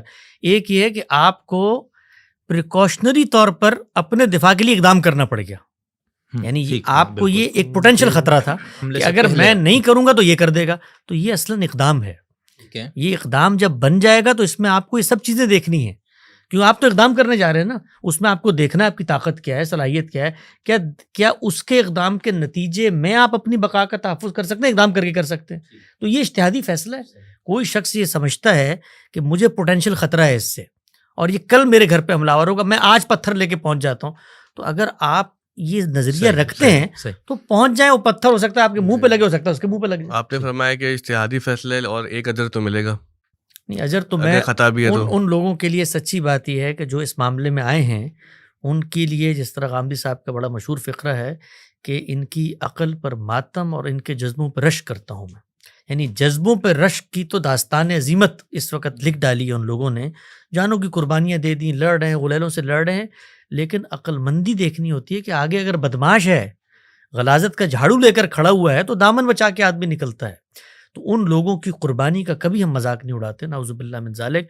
کبھی یہ نہیں کہتے کہ وہ لوگ، بھائی ان لوگوں نے تو ایک چیز جس کو یہ مذاق تو میں اس خودکش بمبار کے بارے میں اڑانے کو تیار نہیں جو بے گناہ مسلمانوں کو مار دیتا ہے. کبھی نہیں اڑاتا میں اس کا مذاق. اس کا ایک جذبہ ہے، اس کی ایک سوچ ہے، وہ غلط ہے، اس سے نقصان ہو گیا، لیکن اس کا معاملہ اللہ کے سپرد ہے، اپنے عذر وہ پیش کرے. اللہ تعالیٰ فیصلہ. اچھا، اس میں عزیمت اور رخصت والی بھی کوئی بحث نہیں ہے نا؟ کچھ لوگ مجھے یہ بھی کہہ رہے تھے پچھلے دنوں کہ وہ ایک عزیمت ہوتی ہے، اسی میں رخصت شاید ہوتی لکھا ہے ہے. وہ ڈاکٹر زبیر صاحب نے لکھا ہے. تو وہ چلیں وہ بحث چھوڑ دیتے ہیں اگلے پوڈ کاسٹ کے لیے. بہت شکریہ, آپ لوگوں نے بہت وقت دیا اور بات چلتی گئی, اور بہت سی باتیں ایسی ہو گئیں جو ہمارے ذہن میں پوڈ کاسٹ سے پہلے نہیں تھی. امید ہے کہ آپ لوگوں نے دیکھا ہوگا, آپ جو رائے ہوگی اس کا اظہار کریں گے, اور ہم چاہتے ہیں کہ اس پلیٹ فارم سے مزید موقف بھی سامنے آئے, مزید لوگ اپنی آراء پیش کریں, اور جو بھی آپ کا موقف ہے وہ انشاءاللہ ہم سنیں گے. بہت شکریہ.